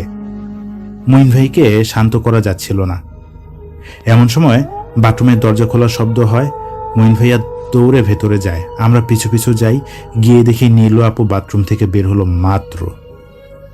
মঈন ভাইকে ধমক দিয়ে জানতে চায় যে এতক্ষণ কোথায় ছিল। আপু নিজেই আন্টির দেয়া পরা পানি খাচ্ছে। সে বলল যে স্বপ্ন দেখে ভয় পাইছে। আমরা অবাক হয়ে তাকিয়ে আছি।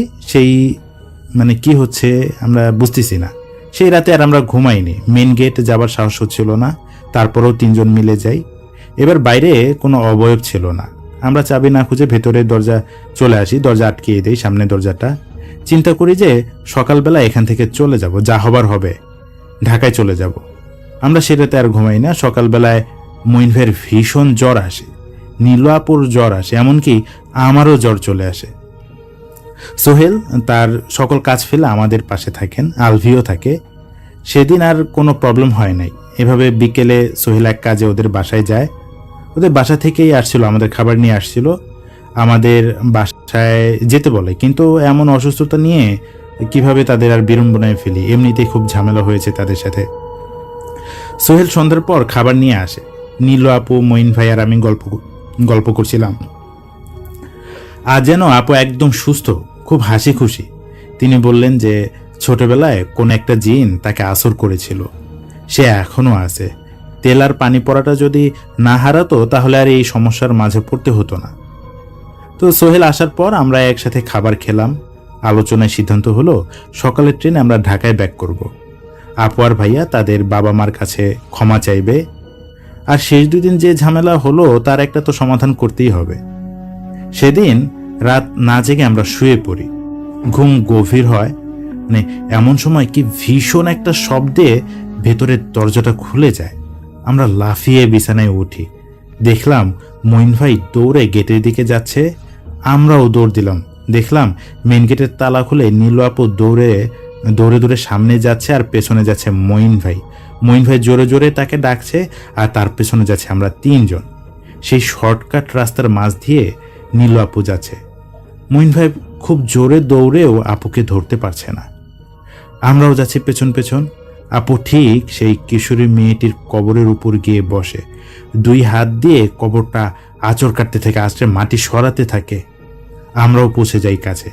মঈন ভাই ধরে রাখতে পারছে না নীলু আপুকে। আপু এবার ভয়ঙ্কর মোটা একটা পুরুষালী গলায় বলছে যে মরে গেলেই কি সব শেষ? হ্যাঁ, না শেষ না, তোর পচে যাওয়া কলিজা আমরা চাই। গন্ধ বের হইছে, এখনই কলিজাটা বের করে আনবো, কচকচ করে খাবো, আর যারা তোকে নিয়ে আসছে তাদের সবাইকে খাওয়াবো বলেই বিভৎসভাবে হাসতে থাকে। কোন একটা শক্তি আপুর শরীরে চলে আসে। মঈন ভাই তাকে সরাতে চাচ্ছে, তাকে জোরে একটা চড় মেরে ফেলে দেয়। সে বলে, আমাকে কেউ সরাতে পারবা না। এখানে কি এমনি আসছিস? না, এমনি আসিস নাই, আমরাই তোদেরকে নিয়ে আসছি। কাজ খতম করেই ছাড়বো, তোদেরকেও খতম করে ফেলবো। আমরা অনেক জোরে সূরা পড়তে থাকি, যে যা পারি। একটা সময় আপু কিছুটা শান্ত হয়। আমরা আপুকে ধরে বাংলোতে নিয়ে আসছিলাম। আমরা আবারও জোরে জোরে সূরা পড়তে থাকি। তো হঠাৎ করেই চারপাশটা যেন ঘোড়া দৌড়াচ্ছে এমন শব্দ হচ্ছে, আর প্রচন্ড বাতাস। মঈন ভাই আপুকে কোলে নিয়ে আসছেন আর আমরা ভাইয়াকে সাপোর্ট দিচ্ছি। ঠিক এর মাঝেই নীলু আপুর কণ্ঠে কেউ আমাদের পেছন থেকে বলছে, আমাকে কবরে রেখে আয়। দেখিস না নতুন কবর খোঁড়া, এখানেই কবর হবে, আজ না হয় কাল। যেভাবে ঝুলিয়েছি ওকে, একেও ঝুলাবো। এবার আপুর শরীর কাঁপতে থাকে মৃগী মতো। মনে হচ্ছিল যে কোনো একটা শক্তি নীলু আপুকে টেনে আমাদের কাছ থেকে কেড়ে নিয়ে যাবে। এখন যেন আমাদের আর সব মানসিক শক্তি শেষ হয়ে আসলো। হঠাৎ আলভি গলা ফাটিয়ে আজান দিতে থাকে। এই আজানের শব্দে পেছনের যে কণ্ঠটা ছিল এক ধাক্কায় 20 হাত দূরে চলে গেল। এভাবে আজান দিতে দিতে আমরা বাংলোর কাছে চলে আসি। এখন আর পেছনের শব্দটা নেই। নীলু আপু সেন্সলেস হয়ে আছে। আমরা ঘরের ভেতর ঢুকি, সব দরজা ভালো করে আটকে রাখি, দরজায় চেয়ার দিয়ে রাখি, কারণ বাইরে তখন তালা চাবি কিছুই ছিল না। আপুকে কোনো মতো বিছানায় শুয়ে দেয়, তিনি ঘুমাচ্ছিলেন। আমরা তার দরজার পাশে বসে থাকি, সারা রাতে বসে থাকি। মঈন ভাইও বসেছিল আমাদের সাথে। পরদিন যখন আপুর ঘুম ভাঙে তখন সকাল 9টার মতো বাজে। আমরা এর কিছুক্ষণ আগে ঘুমাতে গেছি, খুব বেশি হলে 20 মিনিট ঘুমিয়েছি। এমন সময় নীলু আপুর বিকট চিৎকারে আমাদের ঘুম ভেঙে যায়। আমরা লাফিয়ে উঠি। মঈন ভাই নীলু আপুকে ধরে আছে। নীলু আপু কান্না করতে করতে বলছে আপু চোখে কিচ্ছুই দেখতে পাচ্ছে না, এক চোখেও না, আপু অন্ধ হয়ে গেছে। মঈন ভাই কান্না করছে, আমাদের হাত পা কাঁপছে। এমন অবস্থায় আপুকে শান্ত করা যাচ্ছে না। আমরা হাসপাতালে নিয়ে যাব আপুকে। সোহেলদের বাসায় গেলাম, ওখানে আন্টি বলল আল্লাহর রহমতে ওর চোখ ঠিক হয়ে যাবে, এটা শয়তান জিনটার কাজ। তখন আমরা ঢাকায় চলে আসার জন্য প্রস্তুতি নিলাম। আমরা বাস স্ট্যান্ডে আসি। আপু চোখে এখনো দেখতে পাচ্ছে না, তবে কিছুটা শান্ত হয়েছে। আপু মঈন ভাইকে বলে যে এর আগে একবার এমন হয়েছিল, সে তখনও চোখে দেখতে পায়নি। তাকে যে হুজুরটা দেখতেন, চিকিৎসা করতেন, তিনি আল্লাহর নামে চেষ্টা করে তাকে ঠিক করেছিলেন। এটা বলেই কেন যেন আপু একদম চুপ হয়ে যায়, আর কোনো কথা বলে না। মঈন ভাই আশাহত হয় না, তিনি বলেন যে নিশ্চয়ই এর সমাধান হবে। মঈন ভাই আপুর বাসা চিনত। আমরা বাস থেকে নেমে আরেকটা বাসে উঠি। তারপর সেই বাস থেকে নেমে রিকশায় 3 মাইল পথ যাই, এরপর একটা ঝিল। তো নৌকায় পার হতে 20 মিনিট লাগে। আমরা ঝিল পার হতেই গ্রামের মানুষজন আমাদের আটকে ফেলে। চেয়ারম্যান আসে, মেম্বার আসে। মানে নীলু আপু তখনও চোখে কিছু দেখতে পাচ্ছিল না। নীলু আপু একাই বলতেছে যে আমরা নির্দোষ। তিনি তার ইচ্ছা মতো মঈন ভাইয়ের কাছে গেছে। পুলিশ চলে আসছে আগেই। তখন নীলু আপুর কথার জন্য আমাদেরকে পুলিশ ছেড়ে দেন। তো মাঝরাত নীলু আপুর আম্মু তখন মধ্যরাত ছিল। তখন নীলু আপুর আম্মু সারাদিন আমাদের কিছু খাওয়া হয় নাই, আমাদের জন্য খাবার নিয়ে আসলো। ঘরের একপাশে বিছানায় নীলু আপু শুয়ে আছে, তার বাবা একপাশে বসে আছে, আর মাঝে আমরা বসা। যখন আমরা খেতে বসবো এমন সময় মনে হলো যে বাইরে কেউ কলস ভর্তি করে পানি দরজার সামনে ঢেলে দিচ্ছে, আর টিনের চালায় গাছের ডাল ভেঙে পড়ছে, এত শব্দ। ঠিক এমন সময় নীলু আপু পেট ধরে চিৎকার করে বললে যে সে ব্যথায় মারা যাচ্ছে, পেট ব্যথায়। মিনিট খানেক পর আপু বমি করতে থাকে, এবার রক্ত বমি হচ্ছে। বাইরে কুকুর চিৎকার করতেছে, মানে চিৎকার করেই যাচ্ছে। সব মিলিয়ে পরিবেশ এমন ভারী হয়ে উঠলো বলার মতো না। আমরা এই 2 দিন যার মাঝ দিয়ে গিয়েছি বা এখন যাচ্ছি, এমনটা আগে কখনোই দেখিনি। মঈন ভাই গিয়ে আপুর হাত ধরে আপুর সাথে সাথে আবার এমন জোরে একটা চর মারেন যে তিনি 3-4 হাত দূরে গিয়ে পড়েন। আপু বলে হায় রে সাহস, এবার আর ভিন্নতা আসবে না, একইভাবে পুঁতে ফেলবো মাটিতে। রাতের কথা মনে আছে যে ওটা তো একটা তুরির ব্যাপার, কোথায় যাবি, আসতে তো হলোই, এটা ঠুনকো ব্যাপার, এবার ফেরার পথ বন্ধ। এখন চোখ শেষ, একে একে শেষ হবে রক্ত। তারপর মনে আছে ওই যে গাছতলার কবর। এমন সময় আন্টি ঘরে থাকা তেল পড়া আর পানি পড়া নীলু আপুর গায়ে মেখে দেন, পড়া পানি ছিটিয়ে দেন। আপু কিছুটা শান্ত হলেও জিনটা কিন্তু এখনো ছেড়ে যায়নি, একদম ছেড়ে যায়নি। তা আপুর বাবা তখন তার ছোট ভাইকে ডাকতে যান। তার ছোট ভাই কিছু কিছু কাজ করতে জানতেন। ছোট চাচার বাসা ছিল খালের অপর প্রান্তে। আপুদের ঘর বাহিরের দিকের দরজা থেকে 4 মিটার পর একটা খাল, এটা পার হয়ে ছোট চাচার বাসায় যেতে হয়। তো আঙ্কেল যখন ছোট চাচাকে ডাকতে ডাকতে খালের মাঝে চলে আসে, তখন একটা অবয়ব তার পথ আটকে দাঁড়ায়। অবয়বটা আঙ্কেলের কাছে চলে আসে, আঙ্কেলকে কাদা মাটির মাঝে খুব চেপে ধরে। মানে ওই অবয়বটা চাচ্ছিল যে আঙ্কেলকে কাদা মাটিতে পুঁতে ফেলবে, এমনটা অনেক তাদের মাঝে ধস্তাধস্তি হইতে থাকে। তো এই জায়গাটা ছোট চাচার বাসার সাথেই। তিনি আগে ডাক শুনেছিলেন, তিনি ডাকটা শুনে বাহিরে আসে। তো বাহিরে এসে দেখে যে এরকম ধস্তাধস্তি হচ্ছে। তখন ছোট চাচা হাতের লাঠিটা দিয়ে মাটিতে 3টা বাড়ি দেন, আর বাড়ি দেওয়ার পর ওই আঙ্কেলের থেকে অবয়বটা লাফ দিয়ে দূরে সরে যায়। ওই অবয়বটাকে কুকুরের আকার নেয়, সে কুকুর হয়ে হেঁটে গিয়ে আর কি ঝোপের মাঝে গিয়ে মিলিয়ে যায়। ছোট চাচা এর আগেও নীলু আপুকে দেখেছে, ও বেশ কয়েকবার দেখেছে, চিকিৎসা করেছে, তবে তা সাময়িক। চাচা বাসায় ঢোকার আগে কারোর সাথে প্রচণ্ড বাকবিতণ্ডা হয়। আমরা কাউকেই দেখতে পাচ্ছিলাম না, কিন্তু ছোট চাচা খুব বাজেভাবে কাউকে শাসাচ্ছিলেন। চাচা এবার ভেতরে আসেন, নীল আপু তখন রীতিমতো কাঁপছে, ছোট চাচাকে আজে বাজে ভাষায় গালাগালি করছে। চাচা তার হাতে কিছু পাটখড়ি নেন আর শনের মোটা অংশ ঝাড়ুর মতো করে আপুকে মাটিতে বসিয়ে তার পাশে বাড়ি দেয়। আর আপু প্রচণ্ড চিৎকার করে কান্না করতে থাকে, বিকটভাবে বলে যেন তাকে যন্ত্রণা না দেয়। এর আগে তো অনেকবার চেষ্টা করছে, কিছুতেই কি কিছু হয়েছে পারছে কেউ সরাইতে? আর বাড়াবাড়ি করলে নাকি খুব বিপদ হবে। এবার ছোট চাচা একটা কাজ করলো, তিনি একটা সাদা পরিষ্কার কাপড়, চাদর আর কি, একটা চাদর চাদরটা দিয়ে নীল আপুকে পুরোটা ঢেকে দেন। বসা অবস্থায় মাথা থেকে একদম পা পর্যন্ত ঢেকে দেন, কোনো অংশ বাইরে থাকে না।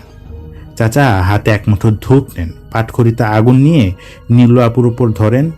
আপুর পুরো শরীরের ঢাকা তখন, আর চাদরের উপর আপুর মাথার সোজা পাটখড়ির আগুনে সেই ধূপটা ছিটিয়ে দেন। আর সাথে সাথে বিশাল একটা আগুনের কুণ্ডলি পাকিয়ে উপরে উঠে আসে। আপু একবার চারদিক চূর্ণ বিচূর্ণ করে চিৎকার দেয়। পরপর 3বার এইভাবে ধূপ ছুঁড়ে মারেন আপুর উপর। প্রথম 2বার আগুনটা কুণ্ডলি পাকালেও 3য়বার আর কুণ্ডলি না পাকে সাধারণ আগুনের মতোই ছিল। সাদা চাদরটা যখন সরানো হয়, আপু সাথে সাথে অজ্ঞান হয়ে মাটিতে পড়ে যায়। পরের দিন আপু অনেকটা সুস্থ হয়, দেখেই বোঝা যাচ্ছে তিনি সুস্থ। মঈন ভাইকেও বেশ প্রফুল্ল মনে হচ্ছিল। আমি বাসায় চলে আসছিলাম, মঈন ভাই আমাকে ঝিল পার করে বাস স্ট্যান্ডে বাসে উঠিয়ে দিতে আসলো। সে বলল, আমি জানতাম যত কিছুই হোক আমাকে বিপদে একা রেখে তুই পালাবি না, এই জন্যই তোকে আমার সাথে রাখা। তো এই ছিল ঘটনা। মঈন ভাই এখন একটা আইটি কোম্পানিতে জব করেন, তার 2 বছরের একটা মেয়ে আছে, পরীর মতো একটা মেয়ে। আর এই ঘটনার পর নীল আপু আমাকে সবসময় ক্যাপ্টেন বলে ডাকে। প্রিয় শ্রোতা মণ্ডলী, সবাইকে অনেক অনেক ধন্যবাদ। আমার ঘরের দেয়ালে জ্বলতে থাকা 0 ওয়াটের মৃদ নীল আলোটায় হঠাৎ একটা অদ্ভুত গ্লিচ দেখা গেল। তখন ঘড়িতে রাত 3:23। আমি বিছানায় উঠে বসে দেয়ালের দিকে তাকাতে টের পেলাম ঘরের প্রতিটা আসবাবপত্রের ছায়া মেঝেতে নিখুঁতভাবে পড়েছে, কিন্তু আমার নিজের কোনো ছায়া দেয়াল বা মেঝেতে কোথাও পড়তেছে না। আমি হাত পা নাড়ালাম, কিন্তু আমার অস্তিত্বের সেই কালো অংশটা সম্পূর্ণই গায়েব। ঠিক তখনই আমার ঠিক পেছনের দেয়াল থেকে একটা তীব্র ঠান্ডা বাতাস আমার ঘাড় ছুঁয়ে গেল। আমি চমকে উঠে দেয়ালের দিকে তাকাতে দেখলাম আমার সেই হারিয়ে যাওয়া ছায়াটা দেয়ালের ওপর আমার থেকে সম্পূর্ণ স্বাধীনভাবে নাড়াচাড়া করছে। সে খুব ধীর গতিতে দেয়াল থেকে আলগা হয়ে ত্রিমাত্রিক একটা কুচকুচে কালো তরল অবয়ব নিয়ে মেঝের ওপর নেমে এলো। তার কোনো চোখ, নাক, মুখ কোনো কিছুই ছিল না, কিন্তু তার পুরো শরীর থেকে এক তীব্র কর্পূর আর প্রাচীন চিতার গন্ধ ভেসে আসছিল। সে তার সেই দীর্ঘ ছায়াঘেরা হাতটা আমার কপালের ছোঁয়াতেই আমার মাথার ভেতরটা শূন্য হতে শুরু করলো। আর আমার নিজেরও একটা খসখসে কণ্ঠস্বর আমার মগজের ভেতরে প্রতিধ্বনিত হয়ে বলল, তোর শরীরটা অনেক দিন ধরে ব্যবহার করিসনি মানুষ, এবার ওটা আমার চাই, তোর শরীরটা এবার আমাকেই দিতে হবে। এই ঘটনা বেশ কয়েকদিন আগের। আমার নাম তানজিম। আমি তখন সিলেটের শ্রীমঙ্গল এলাকার চা বাগানের ভেতরে একটা পুরনো কাঠের বানোতে একাই থাকতাম। তো পাহাড়ি এলাকা হওয়ায় ওখানের রাতগুলো এমনিতেই বেশ রহস্যময় আর ছমছমে নিস্তব্ধ হতো। স্থানীয় চা শ্রমিকরা বলতো, ওই বাংলোর আশেপাশে গভীর রাতে এক ধরনের ছায়াময়ী জিন বা হামজাত ঘুরে বেড়ায়, যারা মানুষের ছায়া চুরি করে তাদের শরীরে প্রবেশ করে। কিন্তু আমি এসব কথা হেসেই উড়িয়ে দিতাম। কিন্তু সে রাতের পর চেনা বাস্তবতার সংজ্ঞা আমার কাছে বদলে গেছে। সেদিন রাতে আমি ল্যাপটপে কাজ করে সবেমাত্র বাতি নিভিয়ে বিছানায় শুয়েছি। চারপাশ একদম থমথমে। পাহাড়ি ঝিঝি পোকার ডাকগুলো কেমন যেন একটু পর পর থেমে যাচ্ছিল। হঠাৎ করেই আমার ঘরের তাপমাত্রা মাইনাসে নেমে যাওয়ার মতো ঠান্ডা হয়ে গেল। আমার মুখের ভেতরের লালা পর্যন্ত ঠান্ডায় জমে আসছিল। আমি ধরফর করে বিছানায় উঠে বসলাম। ঘরের এক কোণে একটা ছোট্ট টেবিল ল্যাম্প জ্বলছিল। আমি যখন নিজের হাতের দিকে তাকালাম, দেখলাম ল্যাম্পের আলো আমার শরীরের ওপর পড়েছে, কিন্তু মেঝের ওপর কোনো ছায়া তৈরি হচ্ছে না। আমি ভয় পেয়ে খাট থেকে নামতে গেলাম। ঠিক তখনই দেখলাম আমার ছায়াটা দেয়ালের ওপর নিজে নিজেই সোজা হয়ে দাঁড়িয়ে আছে। ভয়ে আমার জিভ তালুর সাথে লেগে গেল। কোনো বোবায় ধরা নয়, আমি নড়াচড়া করতে পারছিলাম, কিন্তু তীব্র আতঙ্কে আমার পুরো শরীর বা পেশি অবশ হয়ে আসছিল। আমার চোখের সামনে দেয়ালের সেই কালো ছায়াটা তরল লাইফ ফর্মের মতো মেঝেতে চুইয়ে পড়ল এবং একটা বিশাল আকার কুচকুচে কালো অবয়বের রূপ নিল।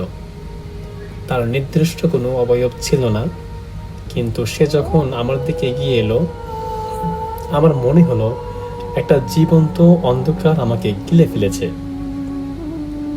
সে কোনো চিৎকার করেনি, কোনো মারামারিও করেনি, শুধু তার সেই শীতল অবয়বহীন হাতটা আমার কপালের ওপর রাখলো।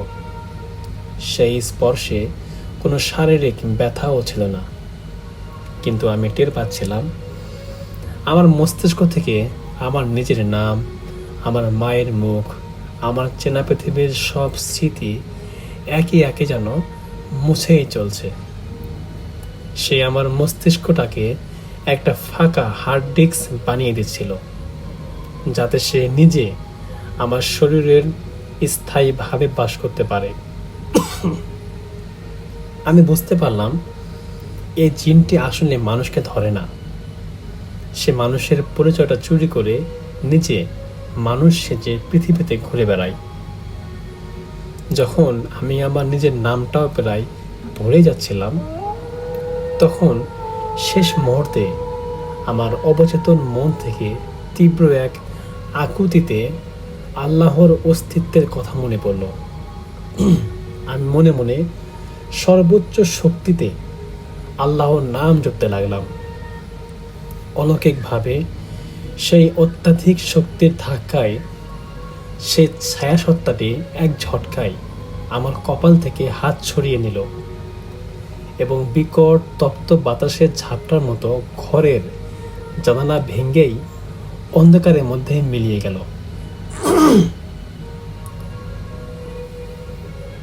তারপর পরদিন সকালে বাগানের মালি এসে আমাকে ঘরের মেঝেতে অচেতন অবস্থায় আবিষ্কার করে।